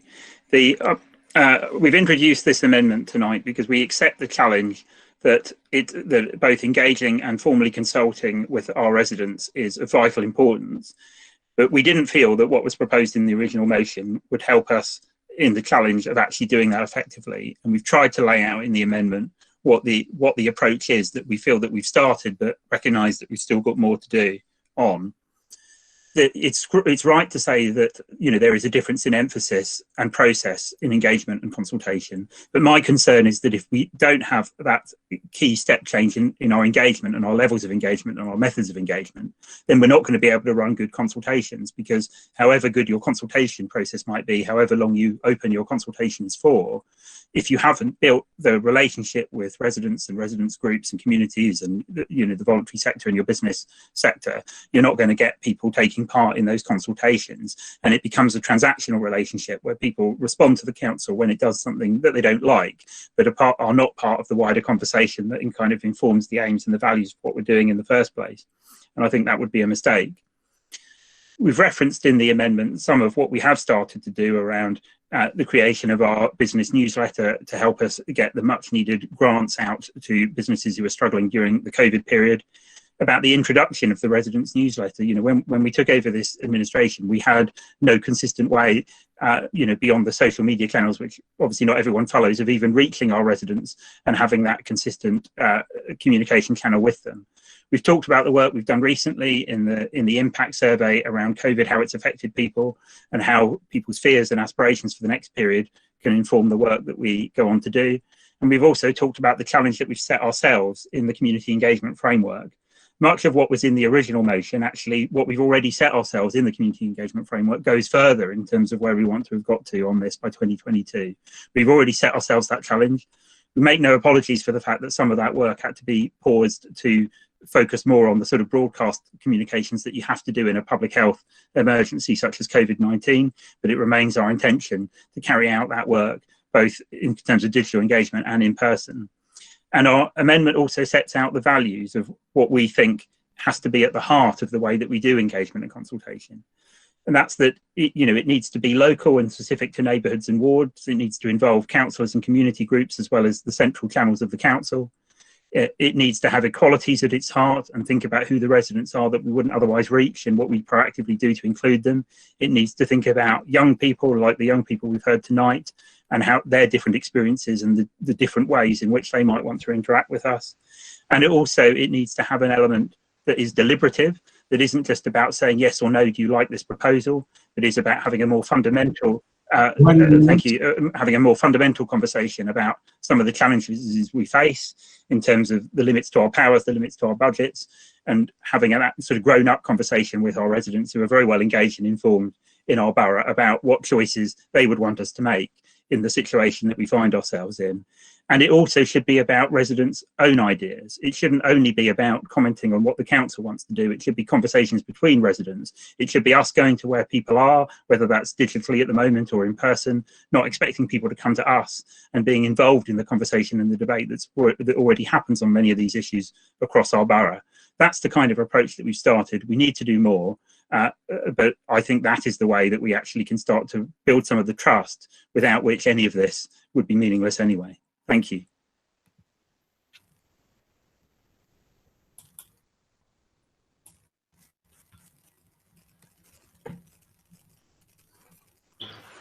Sorry.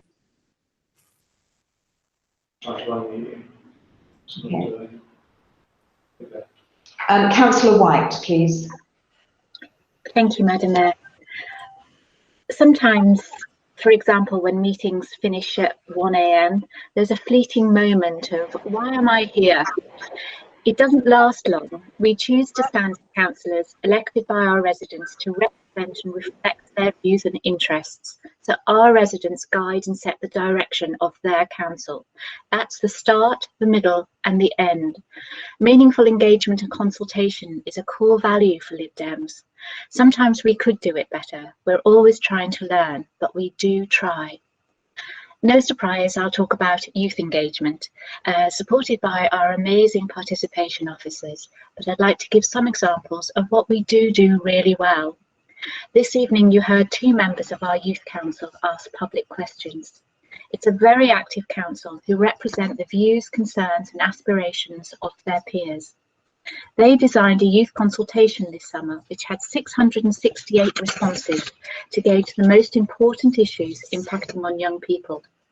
The loudest message was protect the environment, and this feeds into Kingston Council's decision making. The Youth Council has developed a survey to inform Kingston Council's climate change strategy. This will be completed in all our secondary schools during November, which is World Climate Change Month, and these results will be used to develop our action plans. Our children and young people with special educational needs and disabilities are very active, contributing to strategic meetings, including the SEND Partnership Board, being involved in reviewing their own plans. Their voices shape services. The recruits crew is amazing. In the last quarter alone, they participated in 17 panels, interviewing 50 candidates and appointing 28 new members of staff. That is engagement. I could continue the ongoing youth participation in the design of the Cambridge Road estate, for example. Our incredible Children in Care Council called This Is Us. Again, they represent their peers and co-design the services they receive. Our Parent Carer Forum is another positive example of residents leading the way, being heard and being considered as expert partners. Open, honest, meaningful dialogue involving our community in the decision-making process is our way of administration, and I'll be voting for this amendment. Thank you.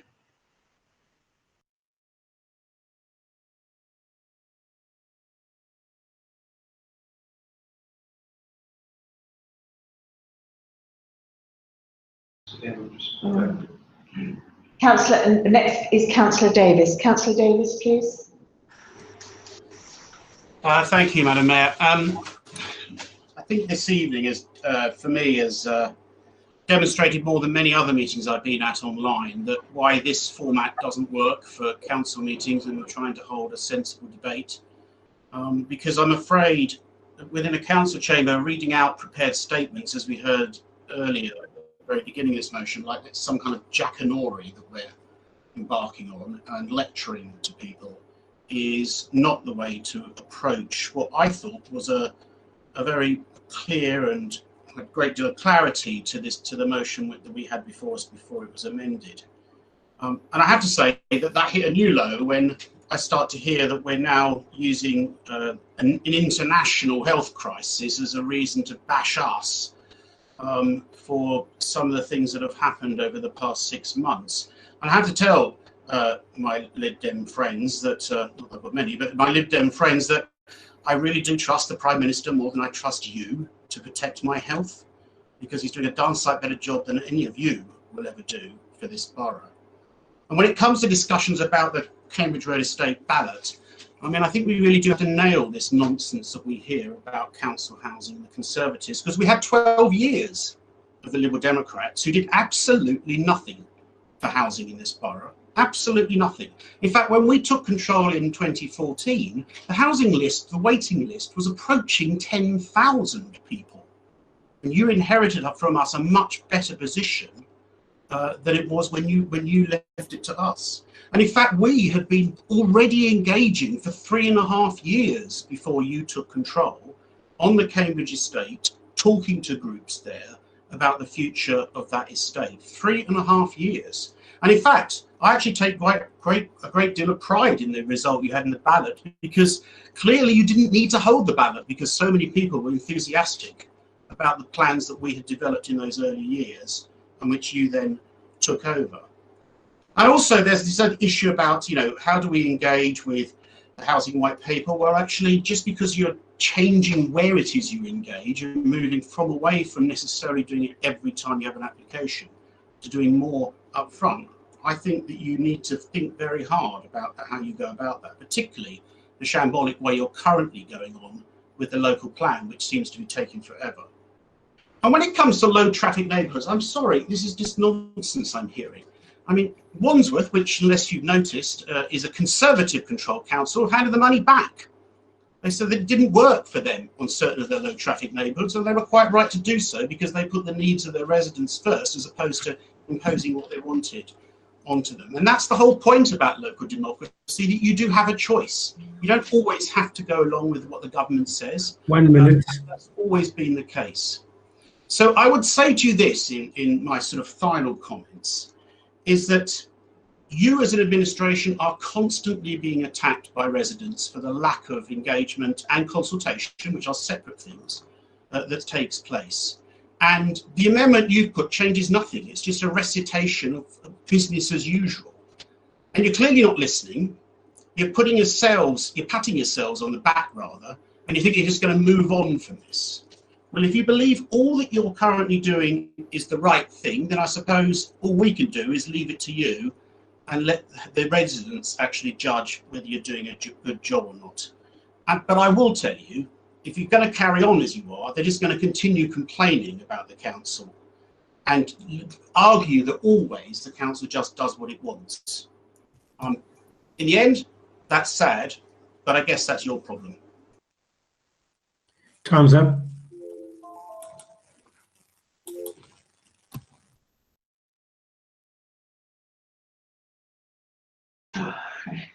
Okay. Councillor Thailand, please. Thank you, Madam Mayor.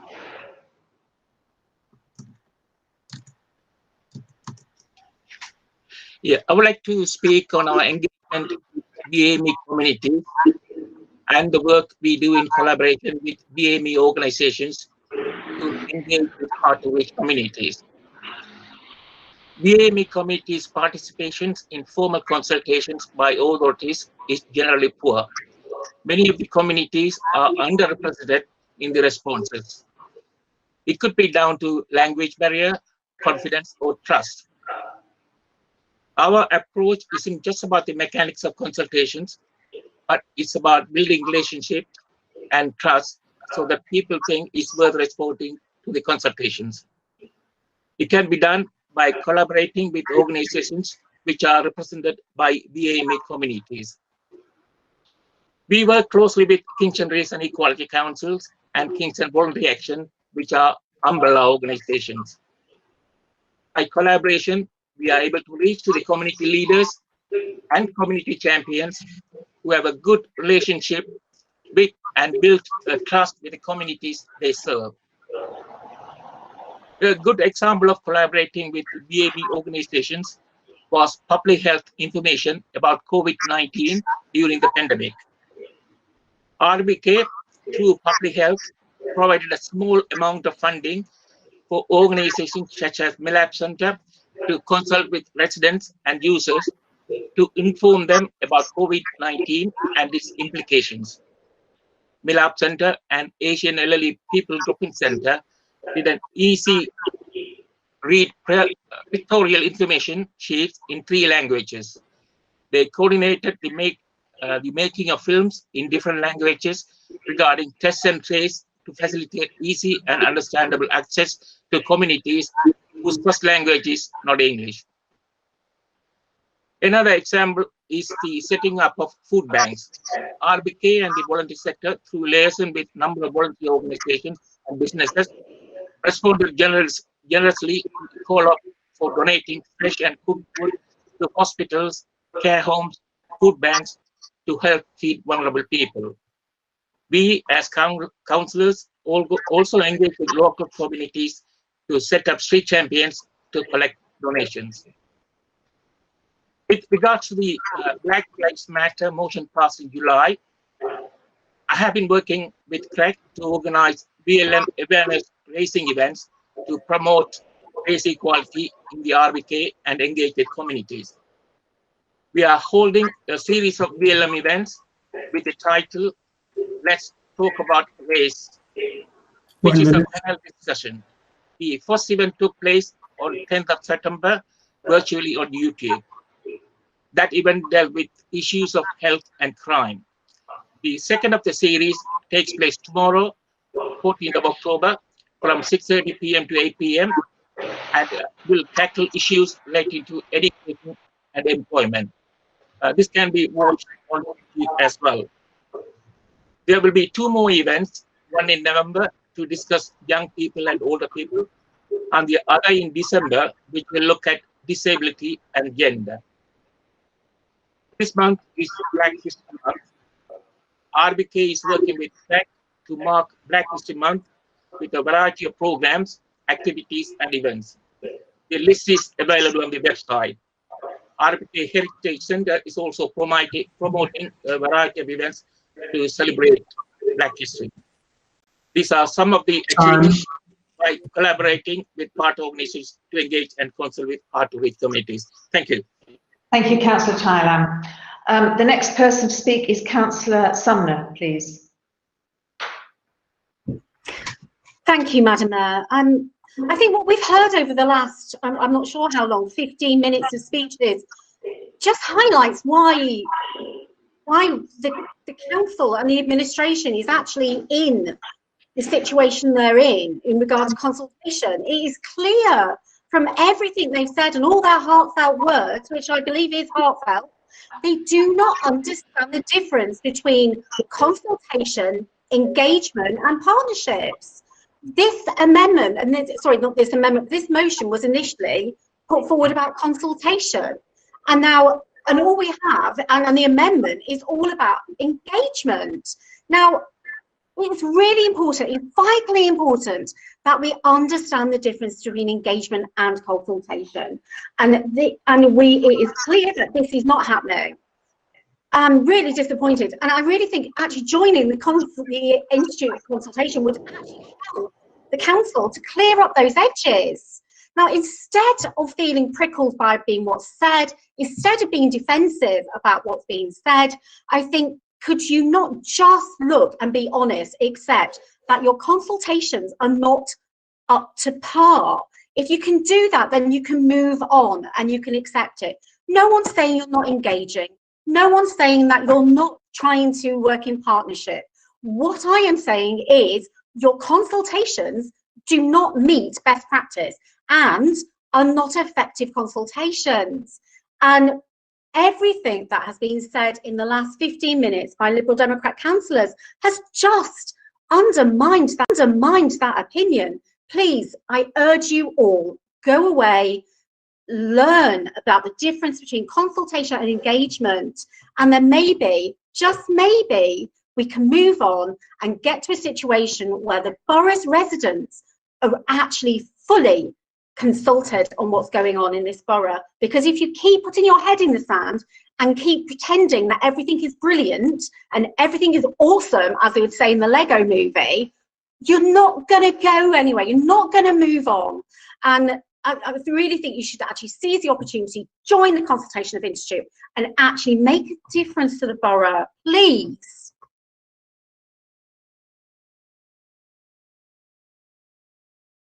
Oh, sorry.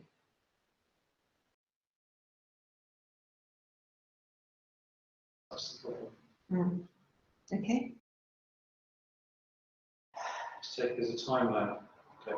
I will explain that actually. Okay, can I be heard now? Yes, hello. Can I just please explain that there is a bit of a time lag, and so I appear to be mute for several seconds, and I'm sorry about that inconvenience. Councillor George, would you like to speak now, please? Yes, please. Thank you. This Liberal Democrat-run council is a consultation disaster zone, either by design or incompetence. I'll start with the Small Sites Development Programme. We welcome more council housing and the Conservative government funding for it. But when that housing is being built by Kingston Council on its own land, and it has an obvious negative effect on the residents living there, Kingston Council should carry out a thorough consultation at a very early stage, not just a tick box exercise reminiscent of the worst greedy developer. Now, Cambridge Road Estate residents received thorough and detailed consultation early and over a long period. But Cumberland House residents will lose parking, lose garden, lose playground space. You're treating them like second-class citizens in comparison. As ward councillors, we were promised early consultation that never happened. We were either lied to, or there's been a major Lib Dem council consultation cock-up. There was plenty of time that would not have affected the funding. Who took the deliberate decision not to hold the early consultation that we were promised? And who took the decision to double the size of the development in a secret meeting? I'll move on to low traffic neighbourhoods. The idea of taking traffic away from residential roads is of course a positive aim, especially in these COVID-19 times when people are not necessarily wanting to risk public transport. However, cars have to go somewhere, and that somewhere will be where Kingston residents live, work and play. It's understandable that quick decisions need to be made, but it shouldn't be beyond this council to carry out a quick consultation. Not only is this the right thing to do, our residents deserve to be listened to, it will end in improved outcomes and will save money from being wasted on something that will need major changes or even need to be aborted. The low traffic neighbourhood scheme in Chessington was aborted at the very last minute after a revolt by local residents. A Lib Dem councillor posted in a local Facebook group trying to explain the dramatic U-turn. She said, "We recognise the unsatisfactory way in which people were informed and we apologise." Quite right too. Finally, the post said, "The consultation method is designed by TfL and the government and is unlike anything we usually do." The truth is that poor or no consultation is something you usually do. And neither TfL nor the government prevents Kingston Council from carrying out their own consultation. In fact, they both encourage it. That's a poor excuse indeed, and the residents of Chessington deserve better. 1 minute. There's so much I could highlight at the time, such as the newly introduced Community and Engagement Committee, which promised so much but delivered so little. It seems that you've given up on the pretence of that particular committee. Of course, consultation is even more important here in Kingston, since the Lib Dems forced through new rules to restrict public scrutiny and make it more difficult for residents to get involved in decision making. I started off by saying poor consultation is either by design or incompetence. I think it's a bit of both. You've got control now. You've had the time, you've spent the money, you've let residents down. You must take the blame for your failings. It's time for change, but you've ignored a well-worded, helpful motion and are putting forward an amendment of half-hearted flim-flam. Residents can have no faith in anything positive changing as far as consultation is involved, and I certainly don't. Thank you. Time. Thank you, Councillor George. Now, Councillor Gander, as the seconder, would you like to speak on the amendment now, please? Thank you, Madam Mayor. Councillor White called it our core values to be constantly engaging and consulting with our residents. Councillor Davis called it business as usual. Well, yeah, if that's business as usual, which he referred to also as Jack and Ori, we've all been telling stories of how we constantly engage with our residents in so many different ways and consult Councillor Sumner. I will be talking specifically about a massive innovation for our borough, which was the Citizens' Assembly that we ran last November and December. And it's just one of a range of things we do, depending on, I can hear feedback, by the way, depending on the range of the need of what we have to do. So with an issue like air quality, which is thought to affect 1 in 20 of the deaths in our borough, we thought that we really did need to bring in our residents and to have representatives of our residents to talk about how we could all move forward together, since we all need to take part in making the solutions together. So 38 residents were chosen by an external company. They were picked from a demographic range so that they would be representing the whole of our borough according to ethnicity and age and all those different factors. We had prior submission that any of our residents could make of ideas and evidence onto our portal. So again, using a different means of making available to our residents a way of contributing.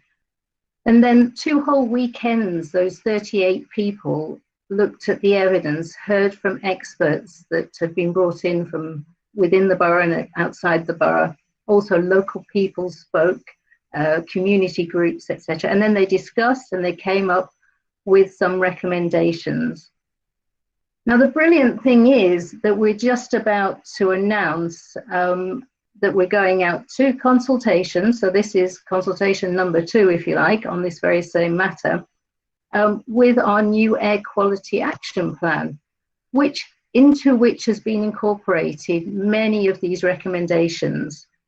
And we're going to ask the people who took part in the Citizens' Assembly if they would like to have a preview and to contribute to what we put out.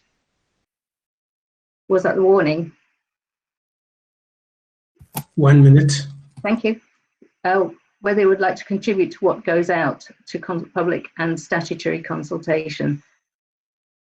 It's horses for courses. This is a really big issue. We are consulting also on our LTNs. We are consulting for the whole of the period that the LTNs, the low traffic neighbourhoods, are being trialled, and we welcome feedback on all of those schemes. I would heartily recommend our amendment, and I would like to say that we are committed, and it's in our amendment, we are committed to residents suggesting ideas and not just responding to the council's ideas, as has been shown with our time.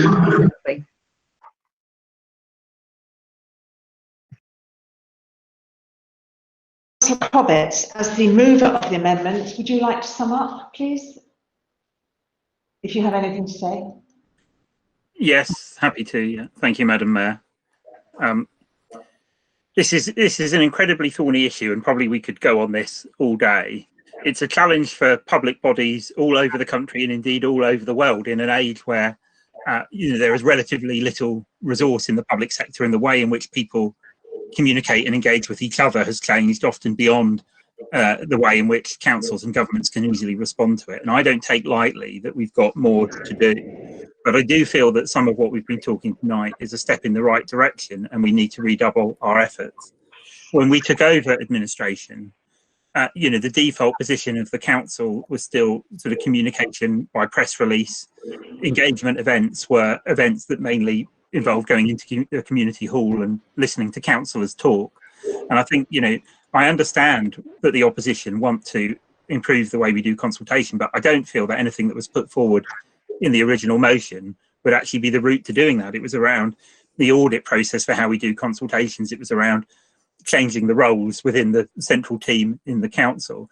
And I don't think, you could open consultations for 2 more weeks, you could open consultations for 200 more weeks, but if you don't have a way of reaching people to actually tell them that the conversation is going on or what's at stake, or if you don't have resource to help support those who need it to actually take part in those consultations in a meaningful way and follow that up, then those sort of changes to the process and focusing on committees. And I've sort of been left really confused about what the opposition think about this, because quite often in the time we've been to administration, we've been told we're formally consulting on too many things, when we've tried to innovate, such as through the Citizens' Assembly process or through the changes to state of the borough. We've been told we're pursuing gimmicks that are wasting time and money. Quite often we're told we're consulting too much and need to get on with delivery. Now we're being told that we don't do enough of it. I think we have to have a grown-up conversation about this kind of thing.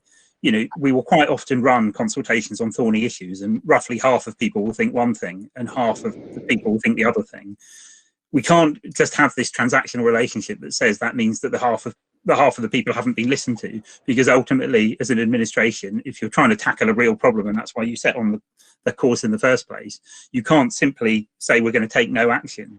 But that's why I'm so much in favour of deliberative democracy, because I really believe in actually getting people into a room, laying out the challenge, people listening to their different points of view and trying to come to a solution that everyone can live with. And it can't just be about transactional, we're doing this, do you like it, yes or no? It has to be about that broader conversation.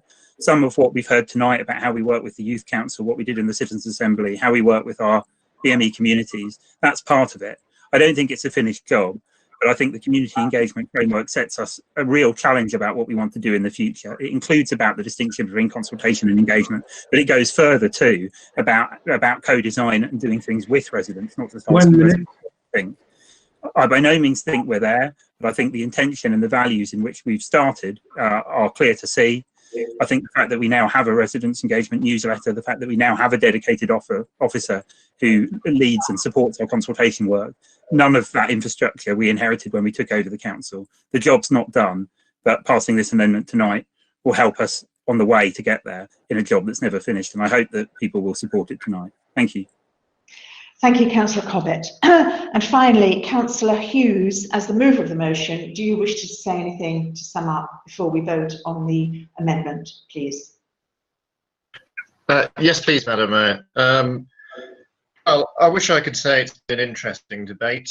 Actually, it's fallen directly into the category of the usual aggressive, off-putting, arrogant, partisan, hubristic Liberal Democrat spin and projection of, aren't we doing a fantastic job? Isn't everything okay? And by the way, are Tories absolutely horrendous? Why weren't they speaking directly to the motion in terms of its actual content? My colleague, Councillor Davies, has described the robotic speeches from the Liberal Democrats as jackanory. Actually, I would say was slack and boring, because they haven't addressed any of the significant parts of the distinction between consultation and engagement. They don't care. Councillor Kerr, we gave her the opportunity this evening as leader of the council to change her mind on how the council is consulting. After all, she changed her mind quite severely not so long ago when she left the Conservative Party to become a Liberal Democrat. We might want to remind ourselves of her capacity to change her mind. When it comes to Councillor Davies, we honestly don't have the foggiest what she was talking about. It was attack, attack, attack. Where was the substance in her comments with regard to the motion? Where was her comments, and those of Ollie Waring as well, Councillor Waring, and Councillor Cobbett, when it comes to the motion actually proposing that we join the Consultation Institute? Isn't it worth noting that actually Kingston Council in 15 years has had one member of staff, just one member, given training by the Consultation Institute? We've proposed it's been completely stripped out by this nonsense and poorly worded amendment, which just looks like a Liberal Democrat press release or focus leaf, except without the dodgy bar that we're all used to, when we called for a centralised consultation team, a series of officers who are dedicated solely to the function of consulting. We don't have it at the moment. It is best practice in local authorities across England and Wales to do that. Kent County Council has 5 consultation team officers centrally. 8 times our population, but they have that dedicated resource. District councils, the best ones, in accordance with best practice as defined by the Consultation Institute, have a dedicated consultation officers who do nothing but, they don't have engagement tagged on the end of it, which effectively is just a branch of communications. They don't do it. They focus on consultation. We've asked for there to be a skills audit in our motion. That's been stripped out. So therefore, we can only conclude that this council thinks that it's doing an absolutely fantastic job, that all of its councillors, all of its committee chairs, Councillor Sumner, are just fully up to scratch when it comes to their skill set. No, we need to acknowledge they don't have that skill set where it's necessary and required. And when it comes to the toothless community engagement committee, that's been completely stripped out as well. You think it's doing a great job? It doesn't even look at consultation. It doesn't even give any transparency or accountability when it comes to scrutinising and approving key consultations on the thresholds, thank you, which we sensibly set out. So you obviously think you're doing a fantastic job. There's no appreciation, and I'm, pleasantly aware that Councillor, who's arguably one of the nicest councillors on this administration, has said that yeah, consultation is a very good thing. It's webbed into the ethos of the administration. Yet there was no recognition of what she said whatsoever, that the council's own survey of residents shows they don't feel involved in decision making, and frankly consultation is more or less non-existent to them. So I'm deeply disappointed, as are my colleagues. I know many members of the public who are watching this will feel exactly the same way. What a wasted opportunity. Thank you, Madam Mayor. Thank you, Councillor Hughes. We will now move to vote on the amendment, not on the motion, on the amendment. So we will have a roll call vote as previously. Mr. Marston will call out every member's name, and you will be asked to say whether you agree with the motion, agree with the amendment, or do not wish to vote for the amendment. Thank you. Thank you, Madam Mayor. So we will now vote, as the Mayor says, on the amendment to the motion. That is the amendment to the motion that was originally amended by Councillor Summers' original reference regarding the wording. I will call out the names of individual members concerned alphabetically, and if you could indicate whether you're in favour, against the motion, or indeed if you abstain. We'll start with Councillor Abbas. Councillor Abraham. I'm not sure what we're doing, so. We're voting for the amendment, Councillor Abraham. So the amendment which the Hobbit moved and Councillor Gander seconded is what we are voting on, the amendment which you were sent by email. Thank you. 4. Councillor. 4. Councillor Aurora. Against. Councillor Bailey. 4. Councillor Bamford. 4. Councillor Bass. Against. Councillor Bailey. 4. Councillor Fiona Bolt. 4. Councillor Olivia Bolt. 4. Councillor Tim Cox. 4. Councillor David Cunningham. Against. Councillor David. 4. Councillor Davis. Against. Councillor Dunstan. 4. Councillor Durant. 4. Councillor Edwards. I'm in favour of this amendment. Councillor Folder Hughes. 4. Councillor Fran. Against. Oh. I'm sorry, Councillor Fran, could you repeat your vote, please? Against. Thank you, Councillor. Councillor Gander. 4. Councillor George. Against. Councillor Goodship. 4. Councillor Green. 4. Councillor Hall. 4. Councillor Heath. 4. Councillor Holt. 4. Councillor Hughes. Against. Councillor Kerr. 4. Councillor Kirsch. 4. Councillor Lidbetter. 4. Councillor Moll. 4.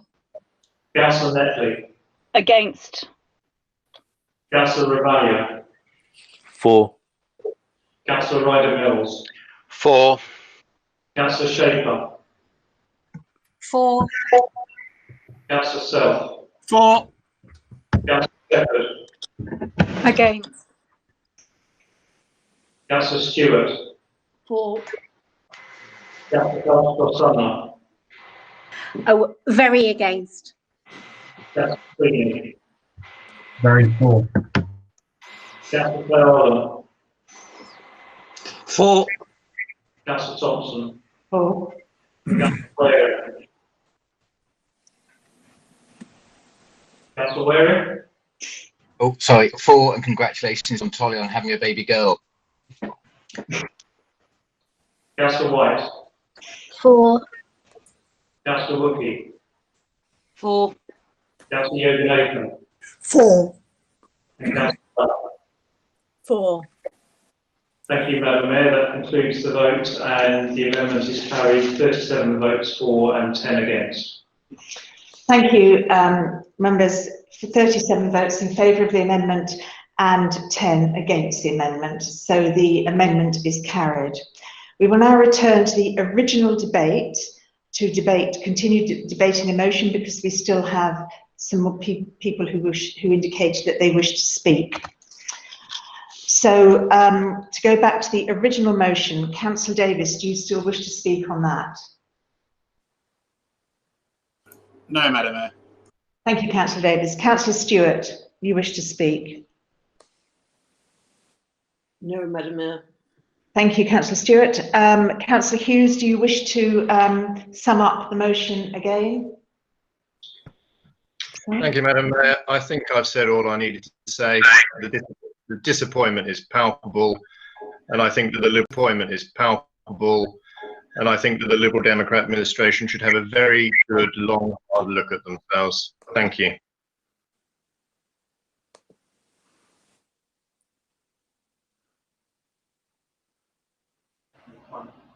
Councillor George? No, it's not really worth it, I don't think. Thanks. Okay, thank you. We will now vote on the original motion. On the motion, and seconded by Councillor George. Sorry, Madam Mayor, you have had 2 requests to speak on the motion still, I think.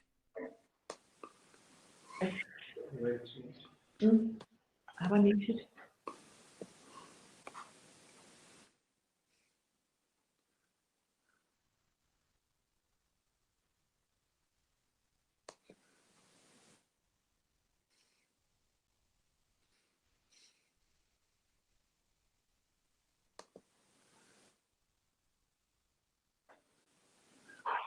Thank you, councillors.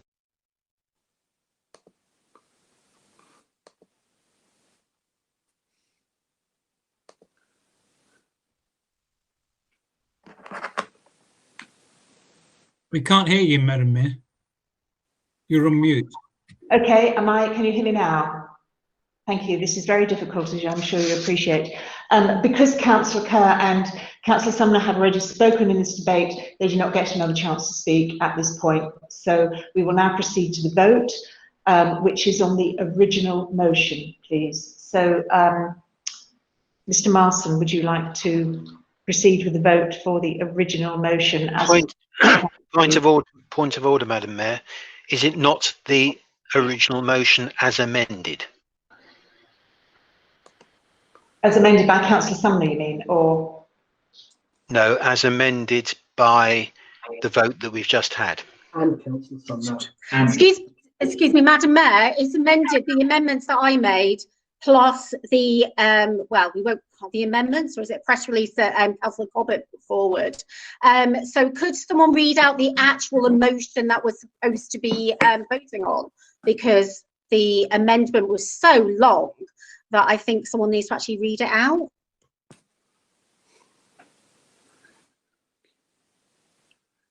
The council is asked at this stage to vote on the amendment on the motion as amended, based on the vote a moment or 2 ago. The text of that amendment has been emailed to all members and is also on the council's website alongside the agenda papers. So I'll now proceed with the roll call vote.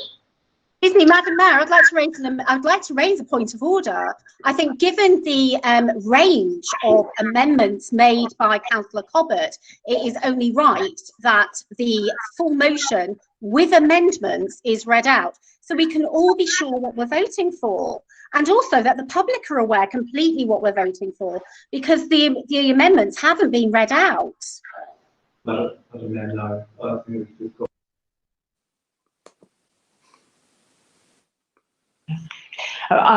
The advice is, can you hear me? The advice is that the amendment has been well circulated. We have all seen it and copies. It is available to the public, so we will not need to read it out. But thank you for your request. Madam Mayor, even the local reporter, Sean Bailey, hasn't been able to read the amendment, so it's clearly not been well circulated. It's on the website.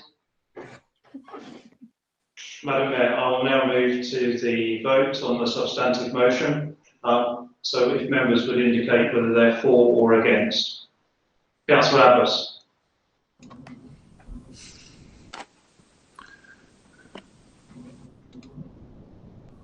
Councillor Abbas? Councillor Abbas, are you for or against the motion as amended?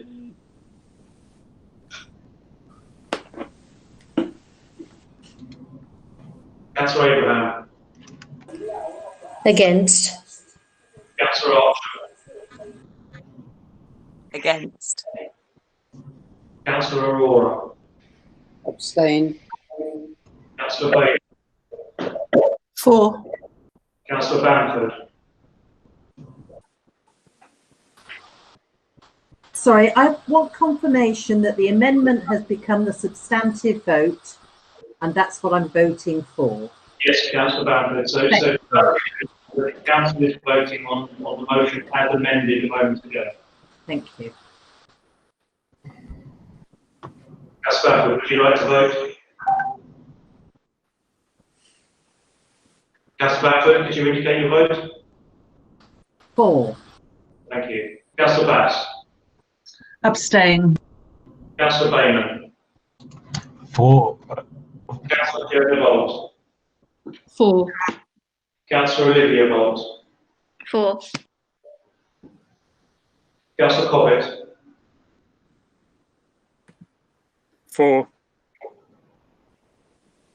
Councillor Cunningham.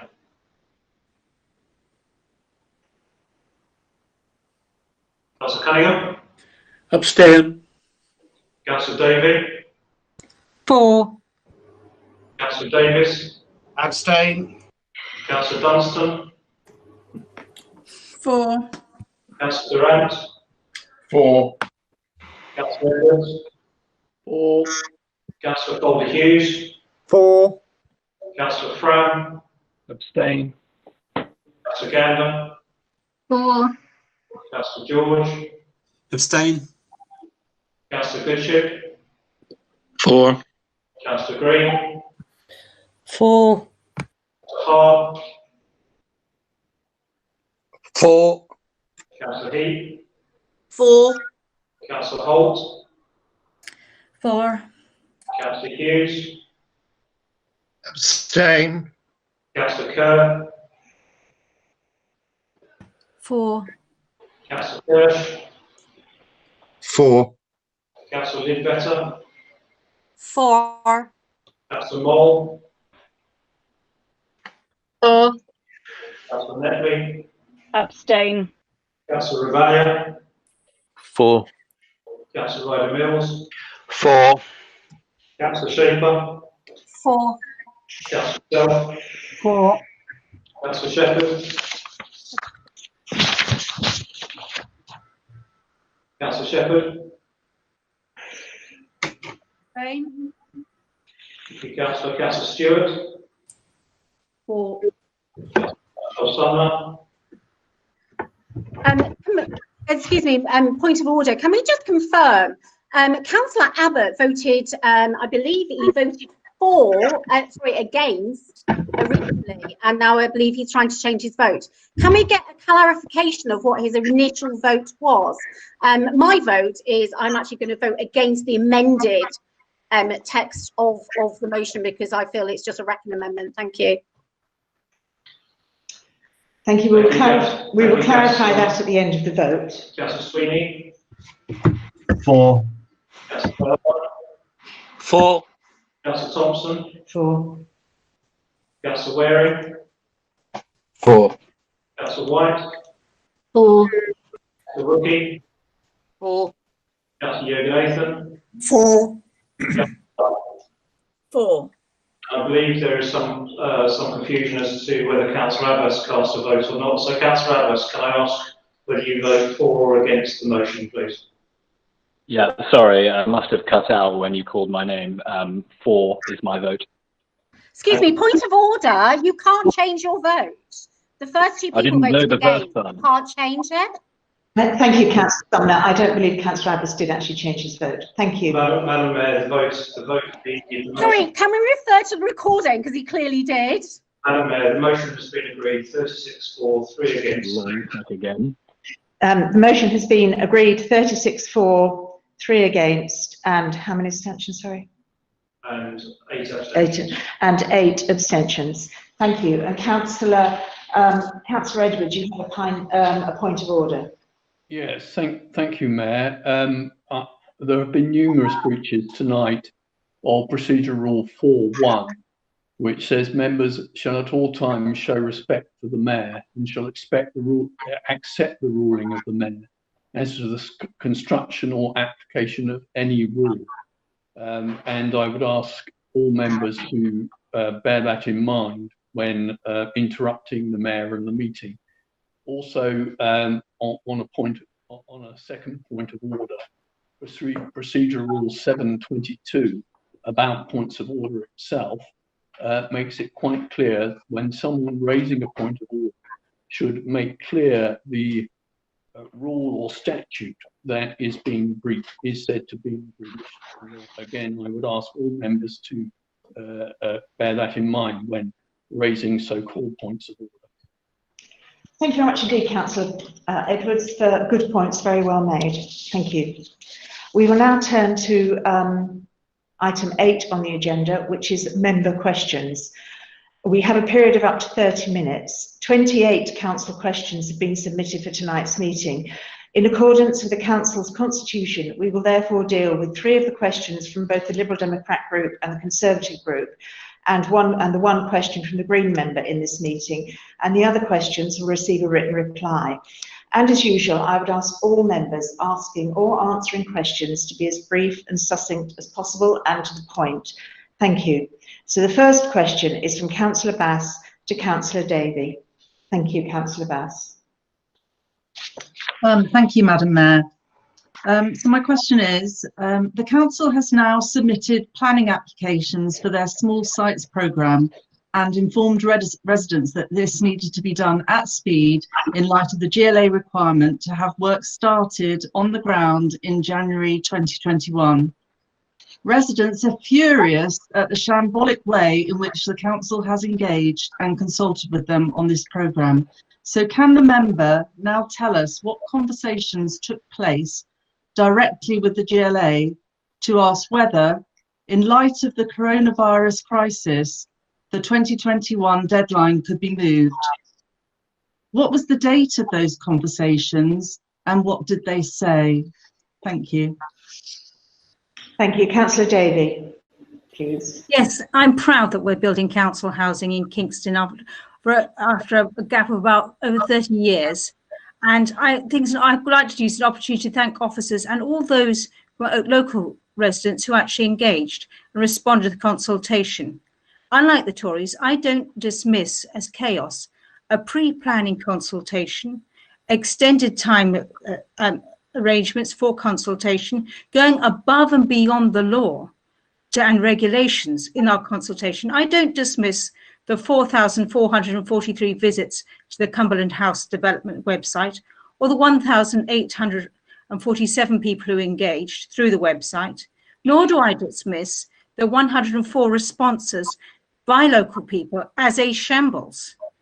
When you look at the catalogue of leaflets, webinars, dedicated phone lines, email addresses, I see officers and a local community rising to the challenge set by the Tory government to keep the planning process going and get the building, continue building.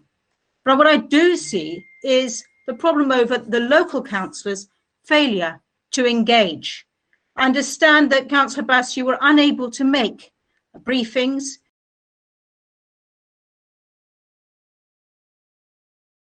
On the 1st of April, you were emailed with correspondence inviting to a briefing. You couldn't make it, the briefing on the 13th of March, and you were offered, but you chose not to take up that offer. We asked you, we consulted you on the consultation we were proposing, and we consulted all councillors, and there was no response. You remained silent on that one. I can give you the dates of the emails. You had the emails, and you chose not to respond. You choose not to engage. If your local ward councillors choose not to engage, it makes it very difficult for local people. But what I will tell you is a chaos, apart from the local ward councillors' failure to engage, is the shambles I inherited in the housing, where there was no record of what land we owned, where the MHCLG was forcing us to sell land to developers because the council had failed to develop it, and the plans to knock down thousands have failed to develop it, and the plans to knock down thousands of people's homes without even asking them. This is a pandemic. It is not over yet. We are heading for a second lockdown. We're expecting people to be losing their homes. We'll be facing another wave of homelessness. Are we to wait and continue and just hope it doesn't happen? Or actually, should we start thinking about how we tackle that, how we deal with that? And this is exactly what we have done. We can't stand around waiting until this central government gets a grip of COVID. We've got to get on with things. We can't wait till COVID goes, because it's not going anywhere fast, particularly under our Prime Minister.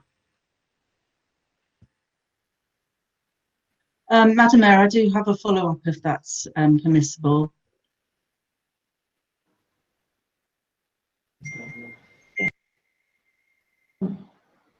Please continue.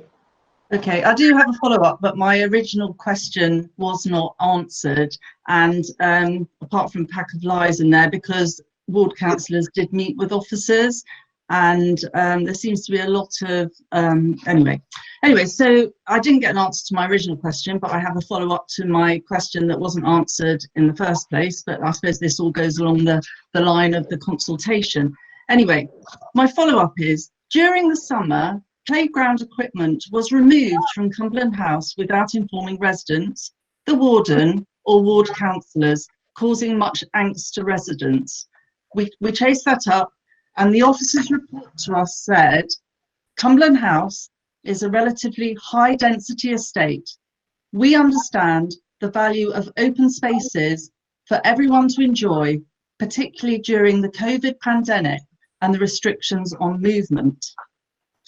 Right, given these examples that I've just referred to and other people have referred to of poor consultation, and the fact that the administration are pushing through the small sites programme at pace, please would Councillor Davey assure Cumberland House residents in Coombe Hill that their concerns will be listened to, and that its planning application will get a fair hearing by the Liberal Democrat dominated DCC committee, and that their decision will not be predetermined. Thank you. Councillor Davey. I can assure you that I have every confidence in all the councillors' present ability to follow planning rules and regulations. I do not think that anyone, whatever party you are, would even think to break them and to go. They will judge it according to the rules of planning as they're meant to be judged. I have faith in everybody, and I have faith in the Liberal Democrats. As to the play equipment, I can put you in touch with that. There is going to be a full consultation on what play equipment we want there, and it's being planned at this moment, and it should be all the residents will be invited to it. But I will ensure that the new AD of housing will be copying you in, and I hope you'll be able to receive and respond to the email that comes. It'd be very good if you can get engaged in your own ward. Thank you. Thank you, Madam Mayor, but could I have an answer to my first question, because I didn't get that, and we did give prior warning. Thank you. Comment, although we don't, this is not usual. It may be better, in fact, if you were to receive a written response. Would you be happy with that, Councillor Bass? Well, we would just like an answer to the question. There was a lot of talk, but I didn't get an answer to the question about the GLA consultation.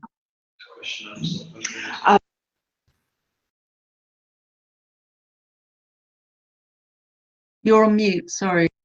Okay, sorry. We have two mute buttons here, and they don't always work in synchronicity. We can't go back having had an answer, although you found it unsatisfactory. We can't go back again, but we can ask for a written response. So we will do that. Thank you. Before we go any further, can I just make 2 points to all members? One, please don't accuse each other of lying. We may have different interpretations and different ideas, but I do not think that any members deliberately mislead other members. So can we please not have accusations of lying between members? And secondly, please can you not use the chat function for anything except for stating that you wish to speak, of voting, or for raising points of order. Can you not use the chat function for anything else, please? Because it is not transparent to the public if we do that.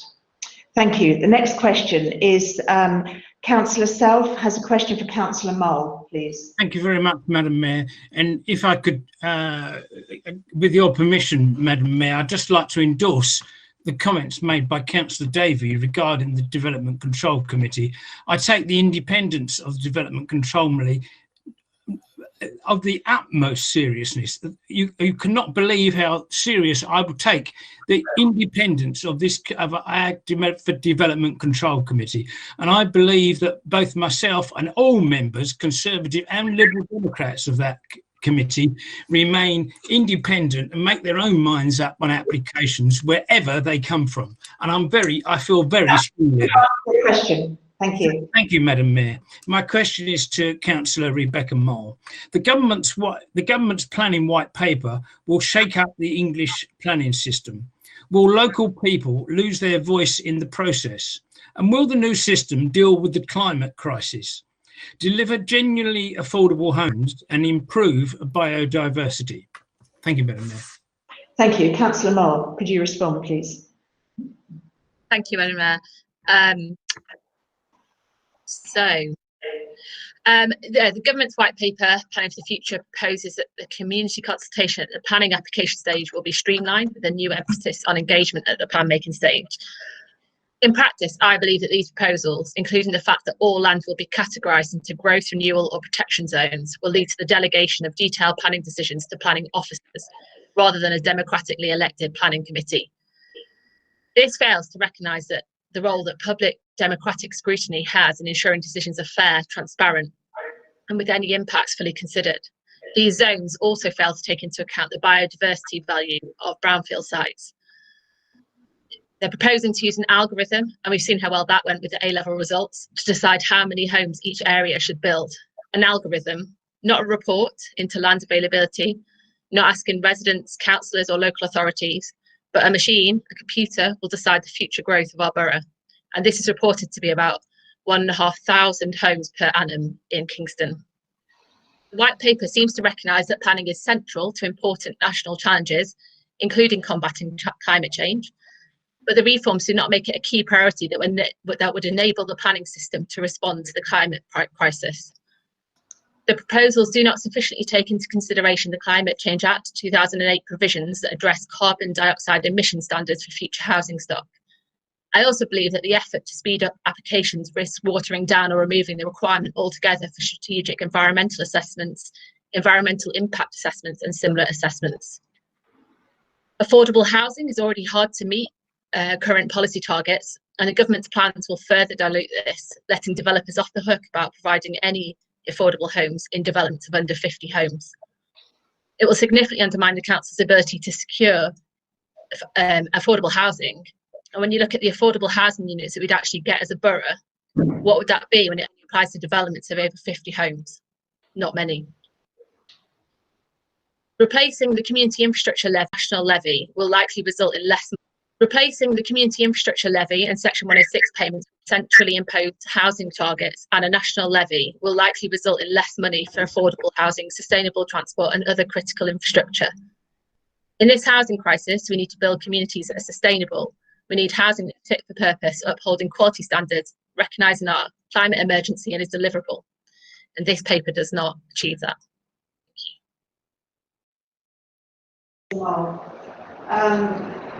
Councillor Self, do you have a supplementary question, please?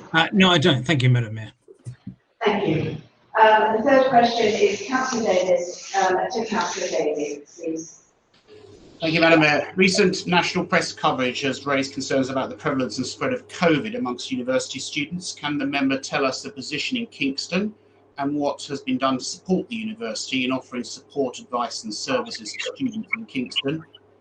Can the member take this opportunity to reassure Kingston residents by explaining what plans the council has should there be a university outbreak? Thank you, Councillor Davis. Councillor Daly, could you respond, please? Yes, the local council has been working very closely with, public health has been working very closely with the university. We're on the communication with students about how to keep safe, offering the, with digital consultation. We've also been offering them assistance through the Kingston Stronger Together Hub, should the students need to self-isolate and the university's own arrangements become overwhelmed.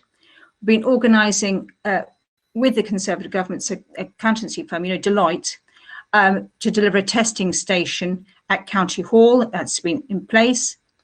The university has only got its first year and its overseas students, so we've got far fewer students. We're only about 6,000 there. They've been putting up clear signage, displays, videos on measures in place, and they've brought in welcoming ambassadors across the campus who are briefed in COVID restrictions and arrangements. There's a concierge service for students needing to self-isolate, that will be able to deliver food to their doors. There's daily checkups on health and well-being for all those self-isolating, and all students have access to a virtual drop-in on service on mental health and money advice. And there's a listening and service and counselling service, which is held remotely.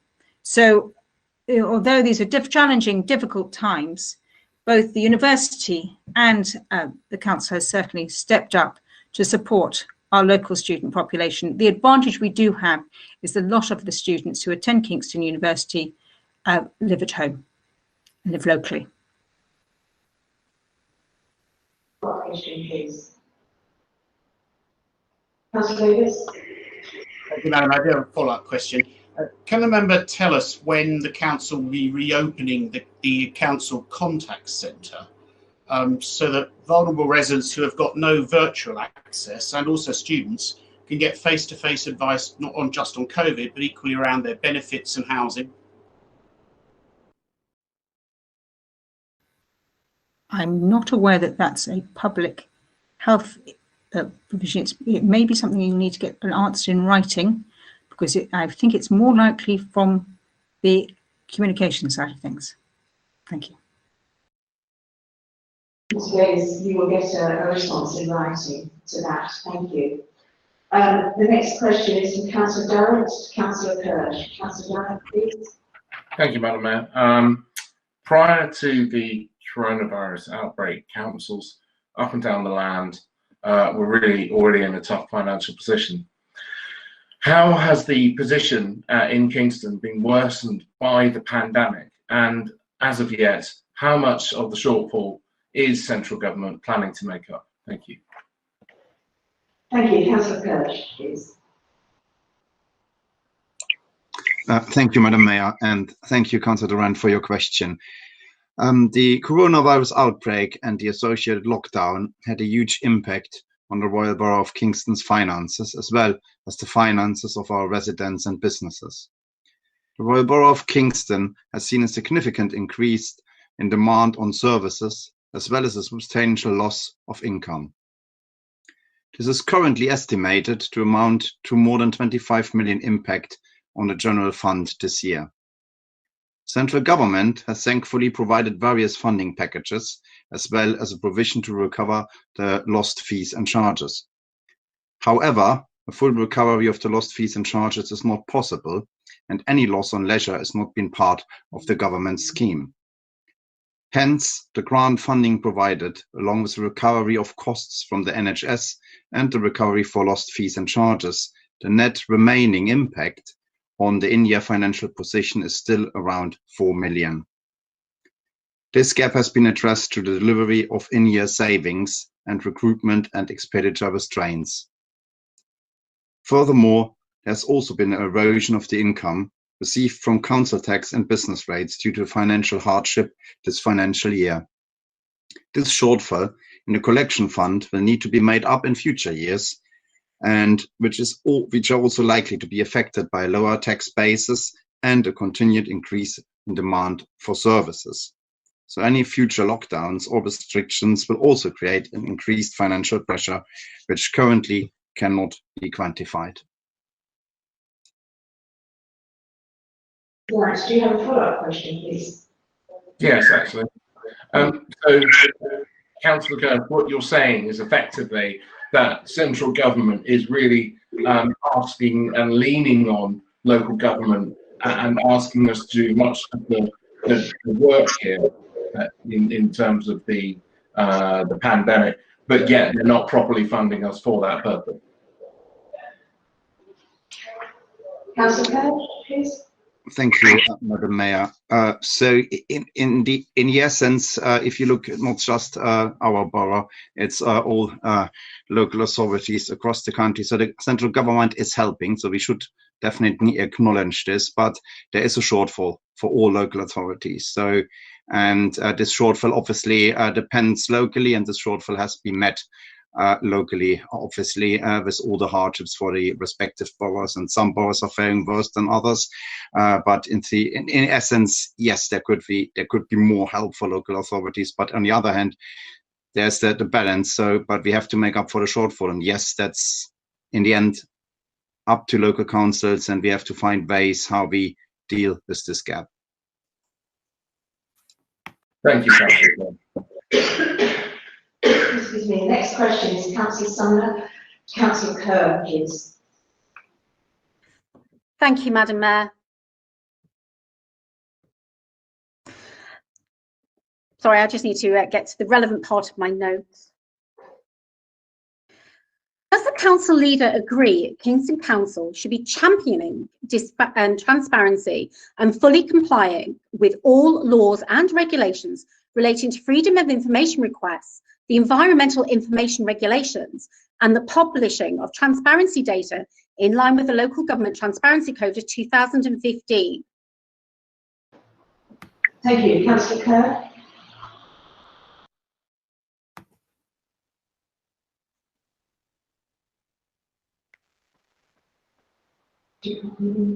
Councillor Kerr? Yes, Madam Mayor, that was my answer. I do agree. Thank you. I can hear you. Thank you. Councillor Sumner, do you have a follow-up question, please? Yes, I do, Madam Mayor. Thank you. In which case, could perhaps Councillor Kerr comment on some situations with regard to these 3 points? For example, I myself have been given an incorrect freedom of information request response, where I was told a contract was awarded that was under £25,000 with no contract renewal. Then at the time of submission it later, after 8 months of trying to get the information, ascertained that the contract was for the value of £64,000, and at the point of submitting the freedom of information request had already accumulated over £30,000 worth of invoices. Could she also comment on the fact that on the 2 occasions I have made requests under the environmental information regulations, one in relation to the Cambridge Road estate and another in relation to the SYNC review. The response I've received is that give me the information because the council physically holds the data. Now, the law is very clear on this. It actually states that data held by any council contractor or council partner is considered under this Act to be held by the council, regardless of who. Sumner, could you just ask your question, please? Madam Mayor, I am asking my question, and in regards to the data transparency, could she perhaps explain why contracts on the data transparency website, again, this is governed by local government law, why you haven't published contracts over £5,000 since June 2019, so please don't try and use COVID as an excuse for not publishing data, and also where invoices were routinely not published on the invoices over the value of £500, again on the transparency website. There is a legal imperative for the council to do all of these things, and yet it's not happening. So can you please explain why that hasn't happened, and can we get a commitment that this will change? Thank you very much for that question. You've asked for a lot of detail and about individual cases, and I'm really sorry, but I can't provide you with that information now, but we will give you a written reply. I think just in general context, I think it's important to state that the council wants to learn, the council wants to improve where necessary. You say don't use COVID as an excuse. I don't intend to, but I think it is the context in which we are working. And the council, particularly in the early months, and some of your complaints, I think, go back some months, during the first surge of the pandemic, the council was focusing on essential work. And I think nobody would really disagree that was the right way to prioritise.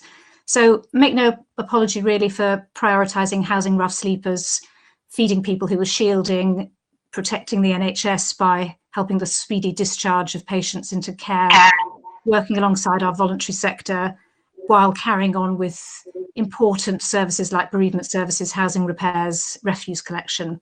So I hear what you're saying. We will make sure that you get a detailed reply to the questions that you've asked. We're continuously trying to improve the Council's transparency.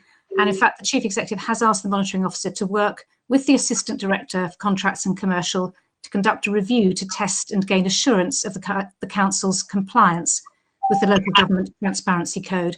And just before I go, I hope I may just give a little bit more detail in response to Councillor Davis's question about helping the vulnerable. If I'm allowed to just fill in one detail about that, if Madam Mayor's not objecting. That is just to say that the face-to-face contact with our most vulnerable residents has continued throughout, and in particular for the homeless, but more detail will be provided in the written reply. Excuse me, Madam Mayor, I'm still awaiting my written reply from last council meeting. I was promised one last time in the meetings, I still haven't received it. So whilst I welcome Councillor Kerr's comments. Councillor Sumner, you say you have a point of order. What is it, please? Could you be very clear and brief about your point of order, please? My point of order, Madam Mayor, is that I was promised a written response last time because Councillor Kerr could not answer the question, and I'm still awaiting that written response. And again, I have been promised a written response because Councillor Kerr cannot answer the question. You will receive a written response. You have received that assurance. Thank you. Next question. 5 minutes. To Councillor Gander, please. Councillor Cunningham? Councillor Cunningham? Okay, we will move on to the next question and hope that Councillor Cunningham is able to rejoin us. Councillor Stewart to Councillor Kerr, please. A very straightforward question. Councillor Kerr, what action is RBK taking to ensure that any resident of RBK can get a COVID test locally if the need should arise? Thank you very much for that question, Councillor Stewart. It's very pertinent on a day when I'm afraid to say that our own rate of infection has risen above 100 per 100,000 for the first time. And as rates in the borough rise, it's more important than ever that residents can access tests and, if possible, locally. As you will know, I know Councillor Stewart knows this very well, that we were fortunate in April to have a regional test centre at Chessington World of Adventures, and I'm very grateful to the staff there for the work that they've done since that test centre opened. The council's also facilitated a mobile unit at the cattle market in Kingston Town Centre. But while we were doing everything in our power to make sure that local residents could get tested locally, we can't control decisions that were made nationally. Testing is absolutely essential. If you don't know who has the disease, you don't know how to stop it spread. So it's very troubling that in September, a lot of residents reported that they couldn't get access to tests locally. And in particular, there was the huge frustration of people in Chessington who could see the test centre and were being told that they had to go to Aberdeen or to Inverness if they needed to get themselves or one of their children tested. My understanding is that test capacity was deliberately moved from London to cope with the fact that the national labs were struggling at that point. That was a problem right across the capital. It has had its implications. It's meant that the data has been unreliable and the progress of the disease was very difficult to track.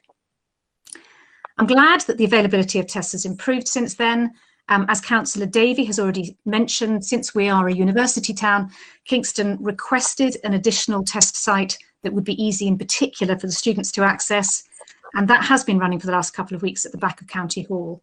Today, the testing rate in the borough is 1,300 per 100,000, but we remain very interested to know if residents are having difficulty getting tested. If we know this, then we can press for better capability. Thank you.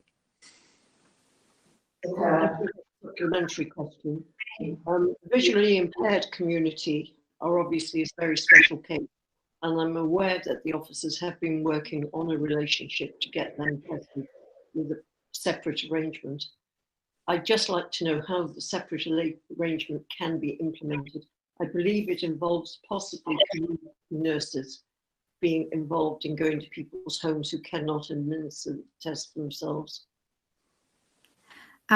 Well, Councillor Stewart, I don't know the detail. I think you know more than I do on this, which doesn't surprise me as our disability champion, but I can find out and let you know. Thank you. Thank you very much, Councillor Cunningham, I think we can hear you now. Thank you, Madam Mayor. My question is, could the member give a breakdown of the costs incurred for each of the low traffic neighbourhoods individually and share with us what was the rationale and supporting data used for the selection of sites for both those implemented and those dumped before implementation? And will she publish the data and rationale for those decisions and tell us the criteria she will use to judge whether the schemes have been a success or not?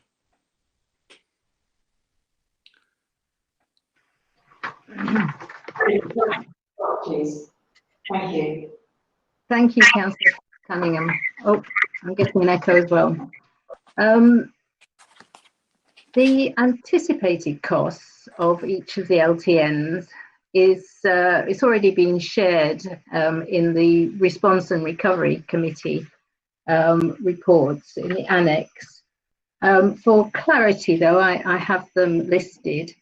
The funding allocations for the low traffic neighbourhoods on a scheme by scheme basis are North Kingston, Kings Road area and Lower Ham Road, 100,000, Albert Road, 42,000, Queens Road / Crescent Road, with restrictions, 46,000, and Roebuck Road, Mount Road, £39,000. These budgets make provision for the design, delivery and monitoring of the projects, as well as construction and maintenance costs. Since that committee I referred to, there have been two significant changes to the allocated amounts, with the DFT scheme being reduced to only cover the Lower Ham Road scheme, and with the remainder of the available funding from DFT reallocated to the King Charles Road low traffic neighbourhood. This was because this area, that is the North Kingston area, also received funding from TfL rather than DFT. 1 minute. Okay. The second change was the decision not to proceed with Mount Road, Roebuck Road scheme in south of the borough, and the unspent funding there is being utilised to provide an increased level of traffic and air quality monitoring across other projects within the programme, as agreed with TfL. Obviously, we don't know the final outturn costs. The rationale for the development of the proposals was based on a combination of factors, which included the knowledge of general inquiries and requests from councillors and residents, interested stakeholders, and by developing and modifying proposals in areas with previously planned LIP schemes, which you're familiar with, Go Cycle or livable neighbourhood proposals, refined to ensure they would be deliverable against this new criteria of the street space, the London street space, TfL, new criteria, and within the timescales, very importantly, permitted by TfL and DFT. Time. Do you have a follow-up? Well, perhaps you didn't catch it. The very last part of my question was how she will judge whether the schemes have been a success or not. Thank you, Councillor Cunningham. Councillor Randall? Yes, sure. We will carry out traffic surveys. Traffic surveys were carried out before the schemes were introduced on a range of roads around the scheme, and we'll be shortly about to undertake a range of after surveys in the same locations. This data, once it's analysed, will be published. We will also be assessing the impact on air quality, slight caveat that's depending on the site, the before data might be variable. Another important factor will be community feedback, and that's where the qualitative feedback comes in. And we're already hearing lots of feedback from residents in favour and not in favour, and giving us their opinions. We are listening to all of those. Any decision will be based on the quantitative and qualitative feedback that I've just described. Thank you very much indeed, Councillor Gander. Can I follow? Sorry, Madam Mayor. You do have supplementary. Yeah, very well. You mentioned community feedback, which obviously is important. Rather than just taking comments from people, is there going to be any formal consultation regarding the feedback? Because I'm rather concerned sometimes that these consultations are basically done for people who are. Sorry? You want Councillor Gander to send you a written response to anything that isn't clear to you, but we are out of time now. So okay, well, okay, fine. Thank you, Madam Mayor. Can I ask, though, that a time limit be put on that response, that say within the next 2 weeks I get the reply? I think we'll leave that to Councillor Gander, and I don't know what her commitments are for the next 2 weeks, but I will ask her indeed. So you would consider 2 weeks a reasonable period to get a response? I'm not actually going to commit to a period of time because I don't know what Councillor Gander's commitments are for the next 2 weeks. She might go on holiday for all I know. So I don't want to commit, but as soon as reasonably possible. Well, can I ask Councillor Gander then, if she's not on holiday, is that a reasonable period?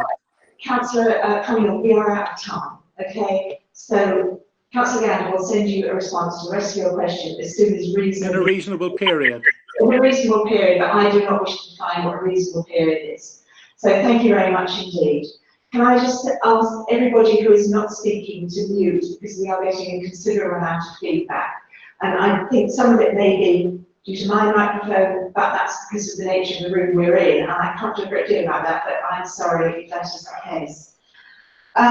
We'll now move on to item number 9 on the agenda, which is the terms of reference of strategic committees. However, before I do go on to this, Councillor Sumner has raised a breach of procedural rule. So, Mr. Marston, would you like to comment on that, please? Thank you, Madam Mayor. So, Councillor Sumner has referred to a breach of Procedure Rule 66D, I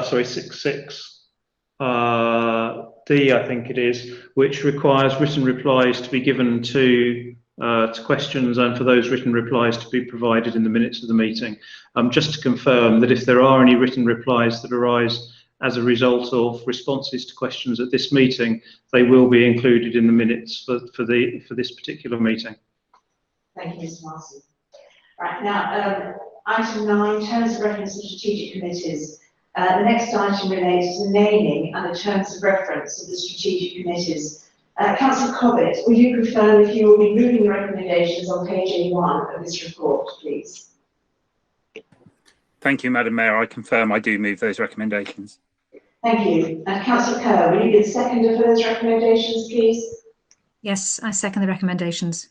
Thank you. And will you wish to reserve your right to speak later? Yes. Thank you, councillors. Are there any other members who wish to speak on this? And if so, please could you indicate by typing your names in the chat function now?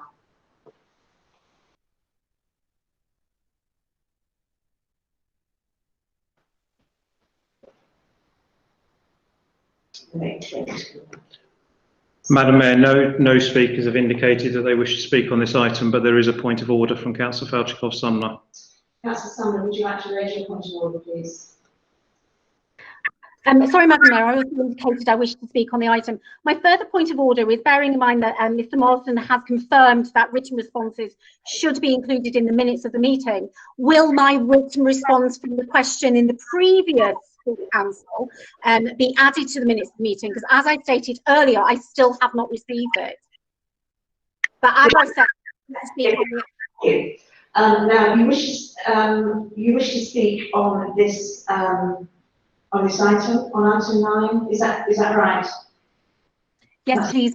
Are there any other members who wish to speak? Nobody else has indicated, just to be sure that nobody else wishes to speak. No. So would you like to speak now, please, Councillor Sumner? Yeah, I have some points, and possibly I'd like if the Liberal Democrats were to consider other people's opinions, which based on this evening, I'm not sure they will, I would like to raise some points. Well, this is not the first time that the committee references have been changed. In the last 2 years, they've been changed, what, 4 times? And they were changed at the start of the year when everyone was given their new portfolios. So let's be clear. So 4 times, just under 2 years, the administration has changed the reference to committees. To me, that doesn't suggest that they've come up with a great way of doing it. I would like to say I have some amendments to what they've put forward, and I would like them to consider this. One thing I'm considerably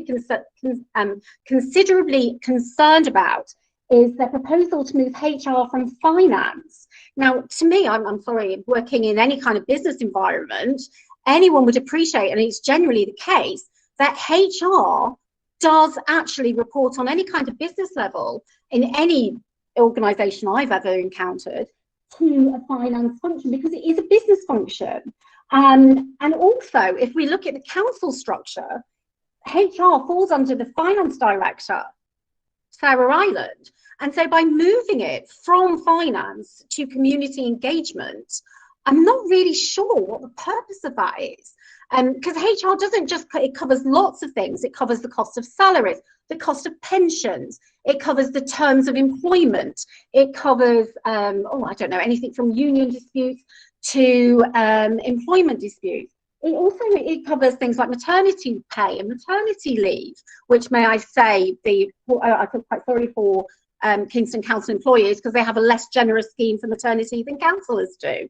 So I really do not understand the logic in moving HR from finance to community engagement, bearing in mind I don't know any other organisation that would do this. So I would ask them to consider actually whether this is the right move, because ultimately they're saying they want to save officer time and go into different meetings, but surely if the finance director is having then to comment on community engagement matters, it doesn't really save anything. In long term, I think you're just going to end up having to change this all over again. So I would ask you actually very carefully to consider what you've put forward, because it's clear in the previous 3 times that you put forward changes to committees that you didn't quite get it right. And I would say that perhaps, and it's a suggestion, maybe you just haven't quite got it right this time. And so I would just urge everyone to think about that quite clearly. Thank you. If that is an amendment, you wish to propose that as an amendment? Oh, let's be clear, Madam Mayor, there's no point proposing it as an amendment. I'm just asking the council across the way to consider what I've said actually, and be open-minded to suggestions and in consultation with, let's face it, hasn't happened so far. Councillor Cobbett, would you like to speak, please? I should have actually asked you to speak first as a mover of the amendment, and I didn't. So would you like to speak now, please? Thank you, Madam Mayor. Yes, I wasn't necessarily expecting a debate on this item, but delighted to have one, as every time I venture down New Malden High Street, residents stop me and speak of nothing else but the terms of reference of our strategic committees, and they must be so pleased we're going to spend 10 minutes on it tonight. It's pretty well a simple item, which is that the items follow where the portfolio holders are in the system. So HR's moved into my portfolio, just to give that example. Therefore, it needs to be in the terms of reference for the committee that I would be co-chairing and answerable to and taking reports to, because otherwise it would be discussed at a place that the person who's responsible for it wouldn't be there in attendance to debate it or take any questions on it. In terms of the point around cost savings, the relevant strategic director of the council that covers finance also already covers a range of items that already report to Community Engagement Committee, and therefore we're not wasting any officer time because the relevant officer at senior level would already be at that committee. I think it's a fairly uncontroversial proposal just to basically tidy up in response to the portfolio changes we've made to make the system make sense. So I won't say any more than that. Thanks. Thank you, Councillor Collins. Councillor Kerr, do you wish to speak, please? A second of these. No, Madam Mayor, I've got nothing to add. Thank you, Councillor Kerr. Do we need to have a vote on these proposals? In other words, is there anybody who would like to have a roll call vote? Councillor Sumner, yes. Are all other members willing to agree unanimously with the exception of Councillor Sumner? Could you please indicate by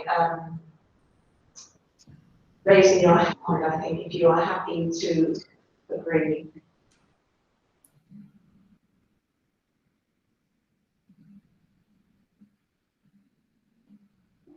And could you put your name in the chat function if you wish to abstain or vote against?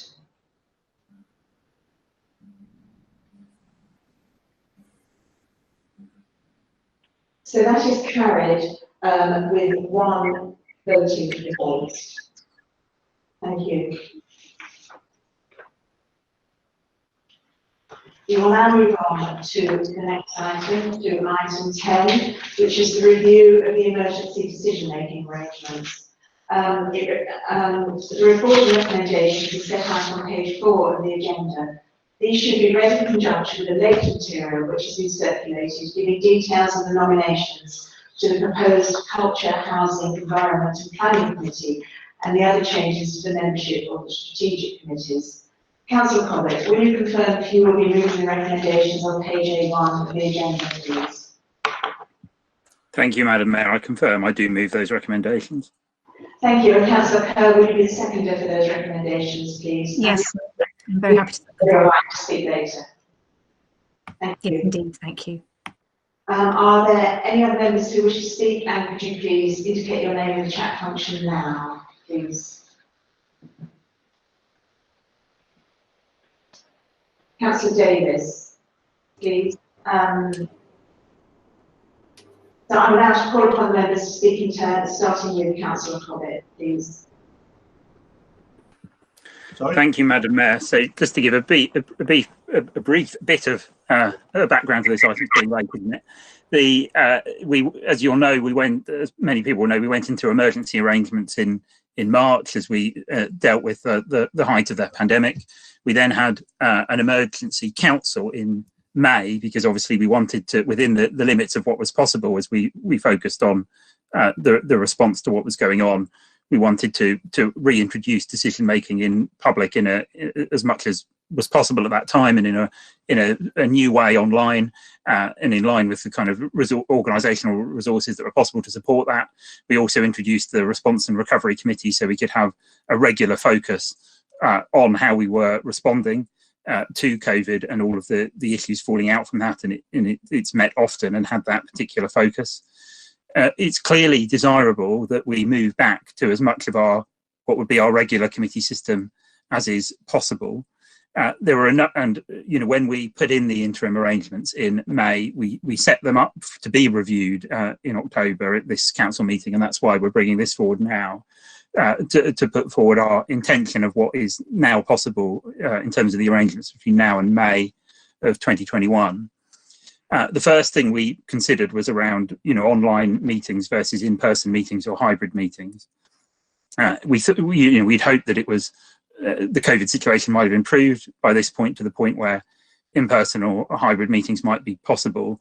Clearly, since things have changed, and as much as I agree with what Kevin Davis said earlier, that full council meetings are clearly better held in person, designed to be held in person, we're clearly at the point now where not only would that be sort of unwise, it would be sort of actually against the rules that we're meant to be following. And even hybrid meetings now, with the rule of 6, even before that tightens, you'd be looking at no more than 6 people can be in the guild hall, so it wouldn't appear to add any benefit to do that. So we're going to stick with online meetings, but we are pleased to be able to say that we're able to reintroduce much of the business that would normally take place, albeit be doing it in an online format, which I think, broadly speaking, with the odd technical issue, we've been able to make a success of.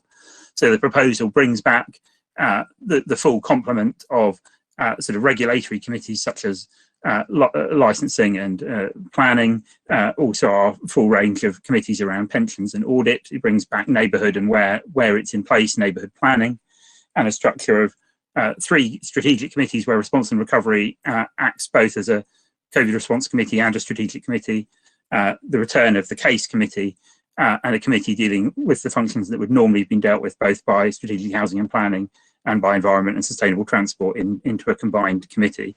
I feel this proposal gets us the right balance of being able to have as much transparent decision making in public as we possibly can, while also acknowledging the fact that holding the online meetings and the resource implications for both IT and democratic services, but some limits on a full return to our normal number of meetings, but recognise also that we will be running more meetings than actually would be 100% capacity for many councils, and also recognising that, you know, the COVID situation is not over, and therefore we can't simply say we have gone back to normal. So we need to get the right balance between doing what we rightly should do in terms of decision making and transparency, but also making sure that there is still organisational resource freed up for what is clearly, unfortunately, going to be a second phase of COVID response, let alone the longer term issues that flow from that and the effect it has on our work. Thank you. I see. Thank you, Councillor Corbett. Councillor Sumner, I see you wish to propose an amendment. Would you like to do that now, please? Thank you, Madam Mayor. I would like to propose an amendment that these measures are reviewed at every full council. I feel that, you know, whilst I too would like to move to either hybrid or physical meetings, I accept currently, because of the current situation, that isn't possible. But I do feel that this could change between December and January. I propose that we actually review this at every full council. I think that is a fair compromise. Thank you. Do you have a seconder to that amendment, please? I don't know. Is there anybody who is willing to second it, please? Madam Mayor, it's Councillor Davis. I would be happy to second that because I do think it needs to be kept under review. Thank you, Councillor Davis. So, Councillor Sumner proposes that we review the terms of the committees, reinstatement committees at every council meeting. So we now need to move to a vote on that. Anybody wishes to speak on that before we go to a vote, please?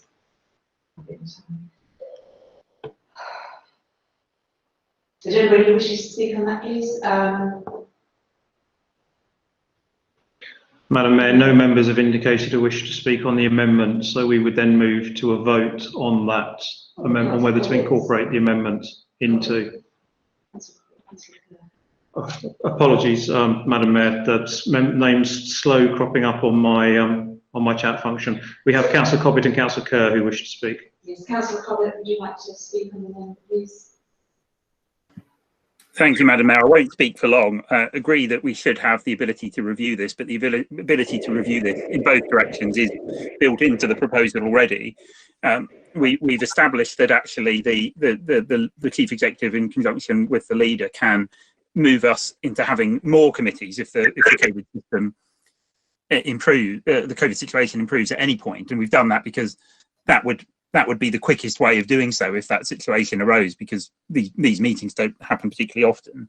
But we've acknowledged that if we were going to move the other way, so if we were going to need to run less of our meetings because the situation was deteriorating, that would need to be reviewed by members, and we've built in the provision for that to be reviewed at R&R, which meets every month. So I'll be voting against the amendment because I'm satisfied with those review arrangements that have already been built into being in place. Thank you.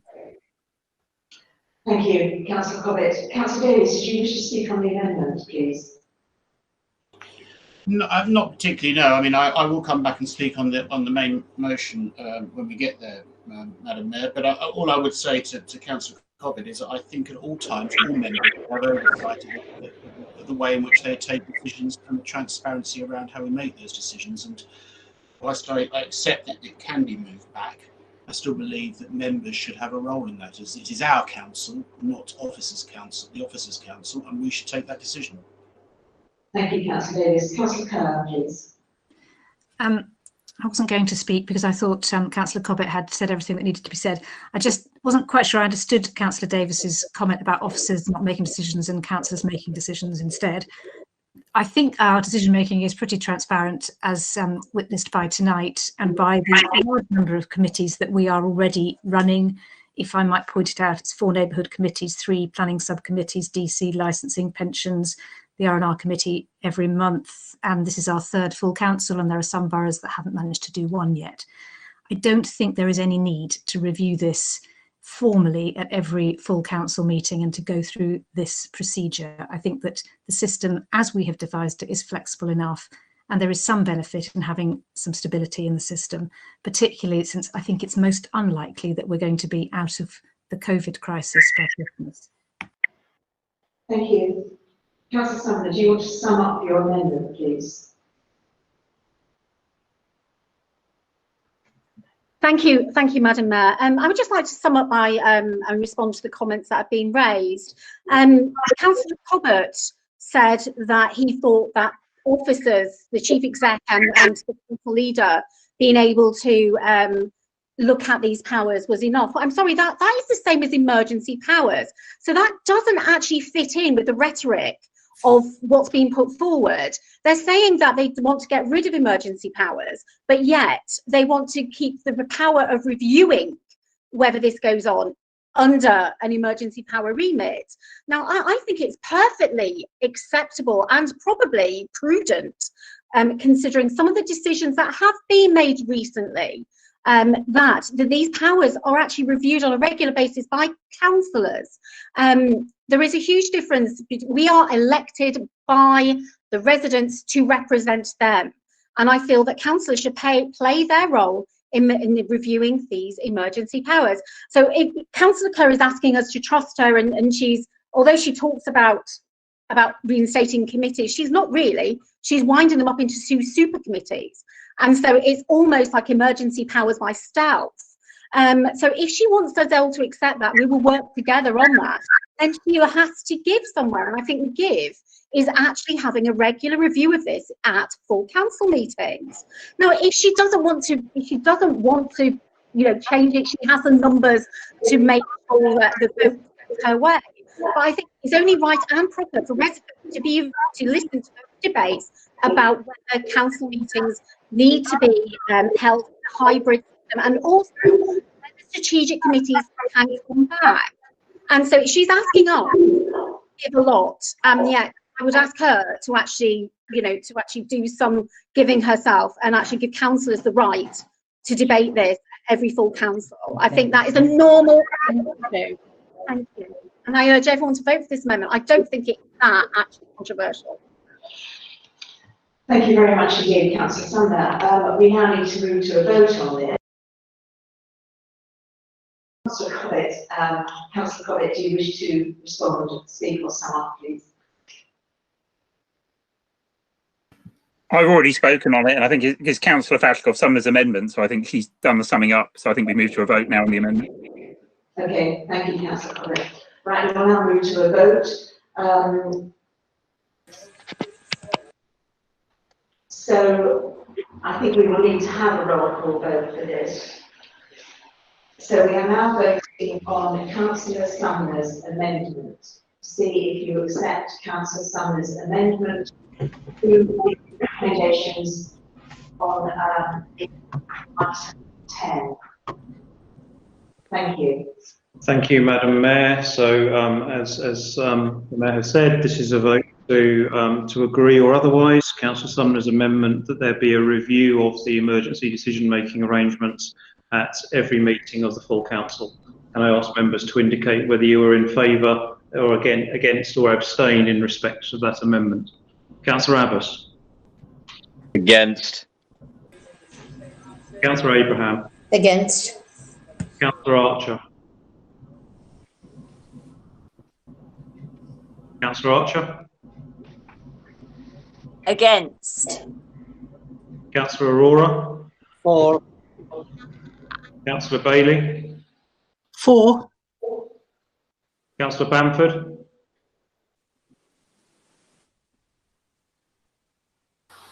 Against. Councillor Bass. For very sensible amendments. Councillor Bainham. Against. Councillor Fearon-Volt. Against. Councillor Olivia Volt. Against. Councillor Cobbett. Against. Councillor Cunningham. 4. Councillor Davey. Against. Councillor Davis.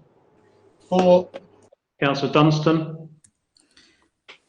Against. Councillor Durant. Against. Councillor Edwards. Against. Councillor Folder-Hughes. Against. Councillor Fram. 4. Councillor Gander. Against. Councillor George. 4. Councillor Goodship. Against. Councillor Green. Against. Councillor Haar. Against. Councillor Heap. Against. Councillor Holt. Against. Councillor Hughes. 4. Councillor Kerr. Against. Councillor Kirsch. Against. Councillor Lidbetter.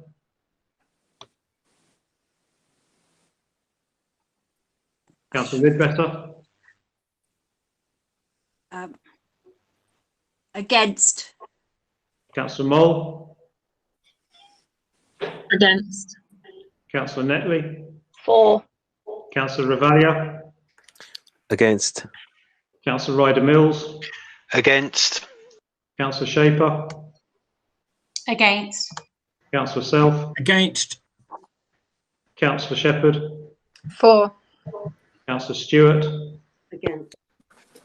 Councillor Falchikov-Sumner. Definitely 4. Councillor Sweeney. Against. Councillor Fayarlan. Against. Councillor Thompson. Against.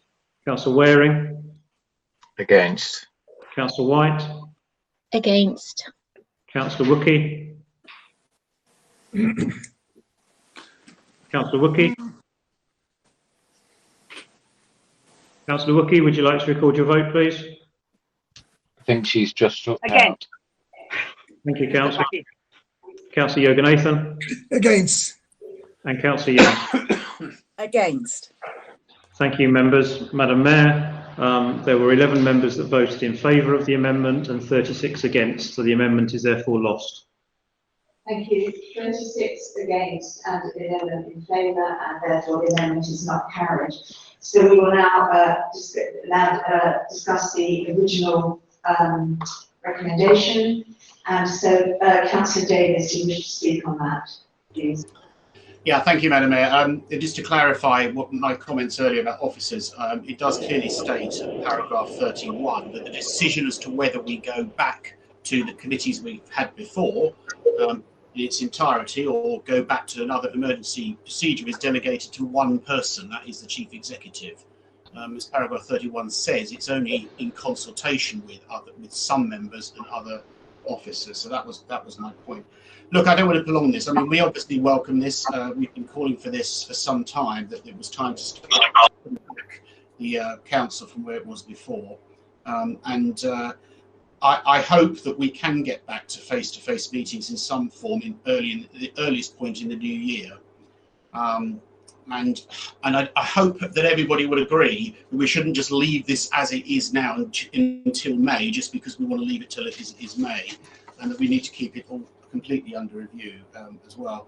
The only other aspect of this I would make one comment on is that I do hope that we also use this as an opportunity to review how it is that we run this council and how it is we provide oversight to what the council does.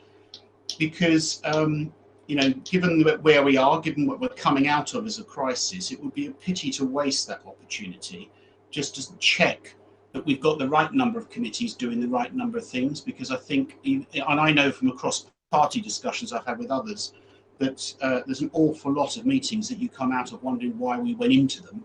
And I think we've got to start thinking really very hard about the time that we give, and that we insist that we try and engage with members of the public through these meetings as well. And that there may be a better way of doing things that we've got to find, and not spend many, many more hours till 11 o'clock at night as we have this evening, not actually deciding anything of any great importance, in my view.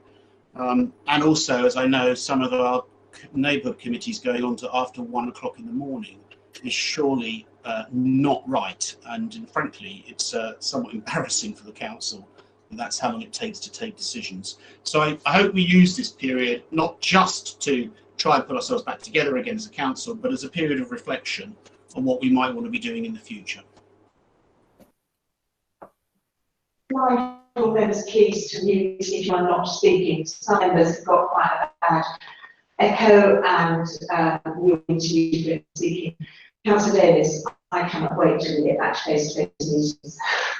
I think many of us can't. Thank you. Thank you. And so now, Councillor Stanley, you should speak on the substantive. Thank you, Madam Mayor. I just want to raise a few points. Whilst I would obviously welcome moving back to full strategic committee structure, this isn't what is happening. You're putting forward to have 2 super committees. Now, if what had happened in the last few months with response and recovery had been a success, then I would support that, but it hasn't been. A lot of decisions have been rushed through without the correct scrutiny and the correct opportunity for people to debate that.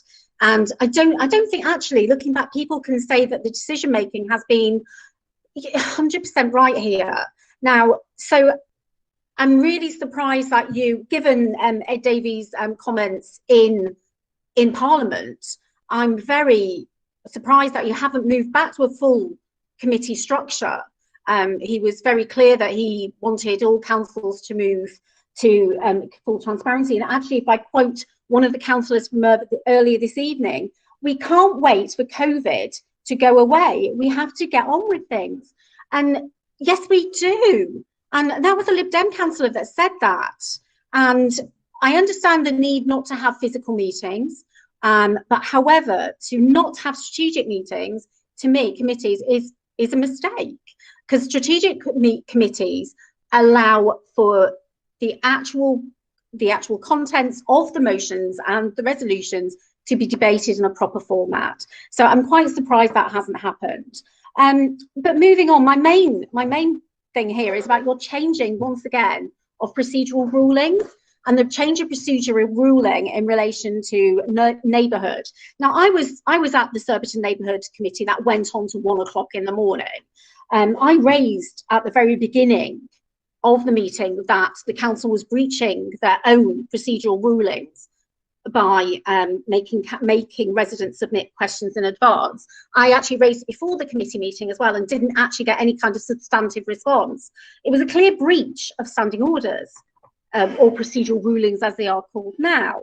And yet that's sort of batted away.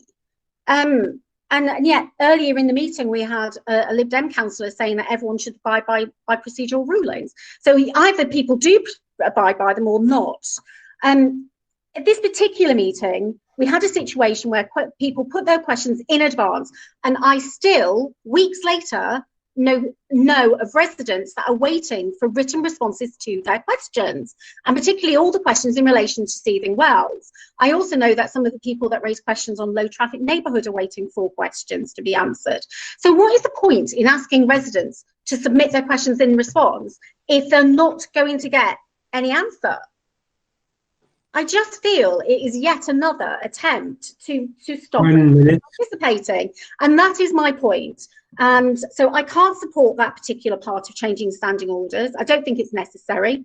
I think people can just email in on the day and say, I'd like to ask a question. That should be open to them. I feel it is an attempt once again to sort of funnel the questions at committees, and it's all a kind of attempted gerrymandering.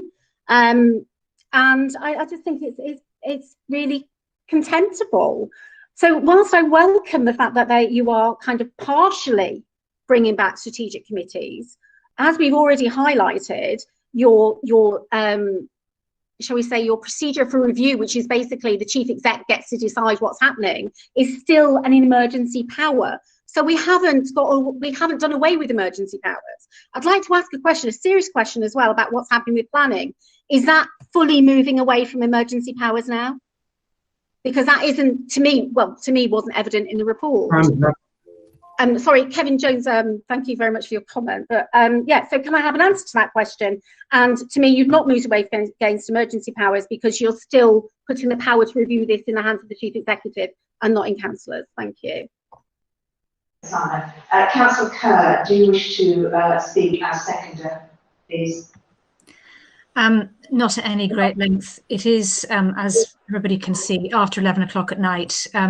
There's an irony that the people who are keeping this conversation going are also the people who are complaining about meetings going on too long. We are getting on with business. These are strategic committees. We are doing our best. It is still a pandemic. We do have to respect the fact that Democratic Services colleagues have to work harder to do virtual meetings. We'd all prefer that we weren't in virtual meetings, but we are. And that's why we aren't going back to the full quota of committees at this stage. So I think everyone's probably quite tired. It is an important item, but I think that most people probably have had a chance to read the paper and are ready to vote.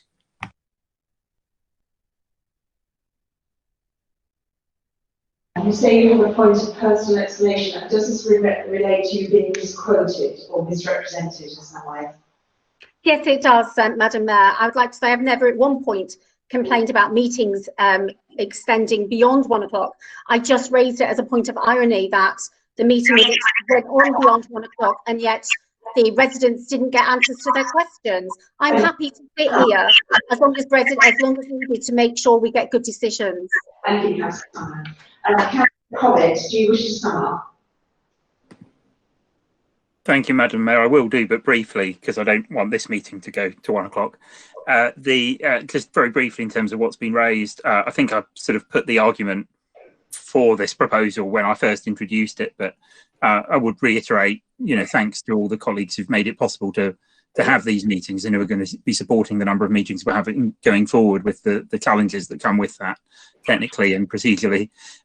Certainly in terms of Councillor Davis's point, yeah, if we use this period to review what committees we have and why, yes, I think we always ought to be doing that. We've got to get the right balance between good, transparent decision making and all of the other activities in which the council undertakes and council laws undertake. Certainly will bear that in mind. In terms of Councillor Farrell-Sumner's point about planning, yes, we're returning to a full range of both DCC meetings and neighbourhood planning meetings where those applications are looked at. So that's very much part of the proposal. I didn't really understand the reference to gerrymandering. I mean, the gerrymandering is sort of when you sort of change the boundaries of an electoral area so that all the people who are going to vote for you are in the right place. I mean, this is, the public can answer questions. The only reason we're asking for it a day in advance is because of the technicalities involved in actually getting people into the meeting and actually managing that process. Means we need to know who's going to speak so that can be facilitated and they can be sent the link for the meeting. It realistically isn't quite the same as an in-person meeting, but I will certainly take away the point around if people have asked questions on the record, but then we've run out of time, they haven't had an answer, I'll follow up about trying to make sure that they do all get the written answers that they're waiting for. But otherwise, I think this proposal strikes the right balance for the situation that we're in and hope everyone votes for it. Thank you. Thank you very much, Councillor Cobbett. We now need to move to a vote on this. So again, it will need to be a roll call vote for these recommendations. So if you, so we will now vote on recommendations on emergency decision making as given in papers at item 10, as the amendment that's proposed is not carried. So can we now please vote on item 10? Mr. Marston, a roll call vote, please. Thank you, Madam Mayor. So we're now voting on the recommendations that are set out on page A1 of the agenda papers. As proposed by Councillor Cobbett. Indeed. Thank you. Councillor Abbas, could you indicate, please, whether you are for, against, or abstain in respect of this motion? For. Councillor Abraham? For. Councillor Archer? For. Councillor Aurora? For. Councillor Bailey? For. Councillor Bamford, 4. Councillor Bass, 4. Councillor Bainan, 4. Councillor Fiona Bolt, 4. Councillor Olivia Bolt, 4. Councillor Cobbett, 4. Councillor Cunningham, 4. Councillor Davey, 4. Councillor Davis, 4. Councillor Dunstan, 4. Councillor Durant, 4. Councillor Edward, 4. Folder Hughes, 4. Councillor Fram. Sorry, Councillor Fram, I didn't catch that. 4 in favour. 4. Thank you. Councillor Gander, 4. Councillor George, 4. Councillor Goodship, 4. Councillor Green, 4. Har, Councillor Har, Councillor Har. Thank you. Was that a vote in favour, Councillor Har? I did 4. Councillor Har. Thank you. Councillor Heap, 4. Councillor Holt, 4. Councillor Hughes, 4. Councillor Kerr, 4. Councillor Kirsch, 4. Councillor Lidbetter, 4. Councillor Mole, 4. Councillor Netley, 4. Councillor Ravalia, Councillor Ravalia, Councillor Ravalia, are you able to cast your vote, please? We don't appear to have a vote from Councillor Ravalia. Councillor Ryder Mills, 4. Councillor Shaper, 4. Councillor Self, 4. Councillor Shepherd, 4. Councillor Stewart, 4. Councillor Falchikoff-Sumner, Abstain. Councillor Sweeney, 4. Councillor Tyerland, 4. Thompson, Councillor Waring, 4. Councillor White, 4. Councillor Wookie, 4. Councillor Yoganathan. 4. Yeah. 4. Thank you, members. That is 45 votes in favour of the motion and 1 abstention.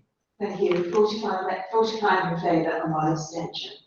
Thank you. We will now move on to item 11, the repatriation powers of referral from the Joint Health Overdue and Strictly Committee for South West London. Councillor Shaver, can you confirm that you are moving this recommendation on page 6 of the agenda? Yes, correct, Madam Mayor. Thank you, Councillor Shaver. And Councillor Davey, will you be the seconder for these recommendations, please? Yes, I will be. And if you need to speak, you can speak. Do you wish to reserve your right to speak later? Yes. Thank you. Are there any other members who wish to speak on this item? Could you now type your name to the chat function now?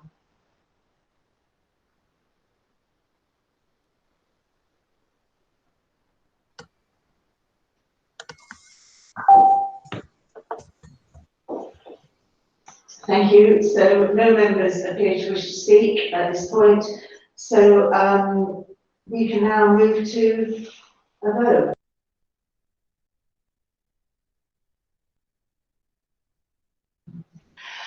Is this carried unanimously, please? Or if you would like to have a roll call vote, please could you type your name into the chat? Councillor Shaker, would you like to speak, please?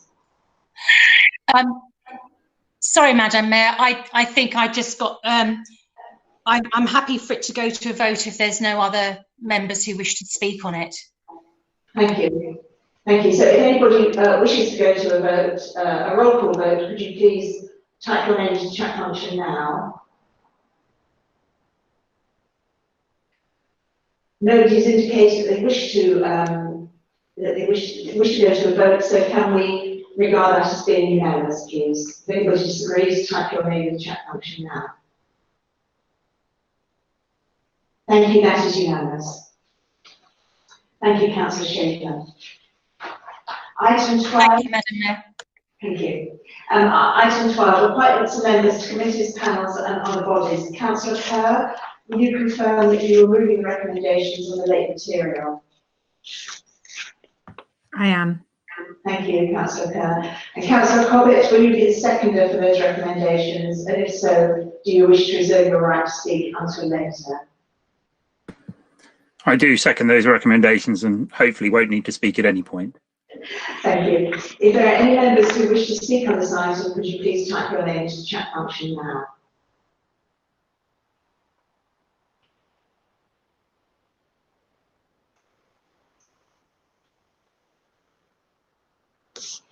Thank you. If nobody wishes to speak, we will then proceed to a vote. And again, if anybody would like to proceed to a roll call vote, could you please type your name into the chat function now?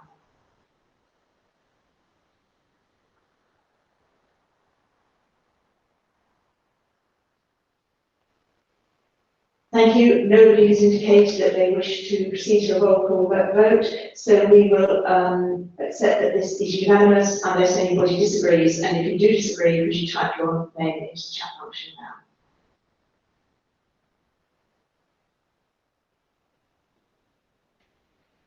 Thank you. Nobody has, so that is unanimous. That is carried unanimously. There are no urgent items authorised by me, and there is no exempt business, so I close this meeting at 11:18 p.m. and the live stream of the meeting will now end. Thank you. Thank you very much. And I thank you members for taking part in what is never easy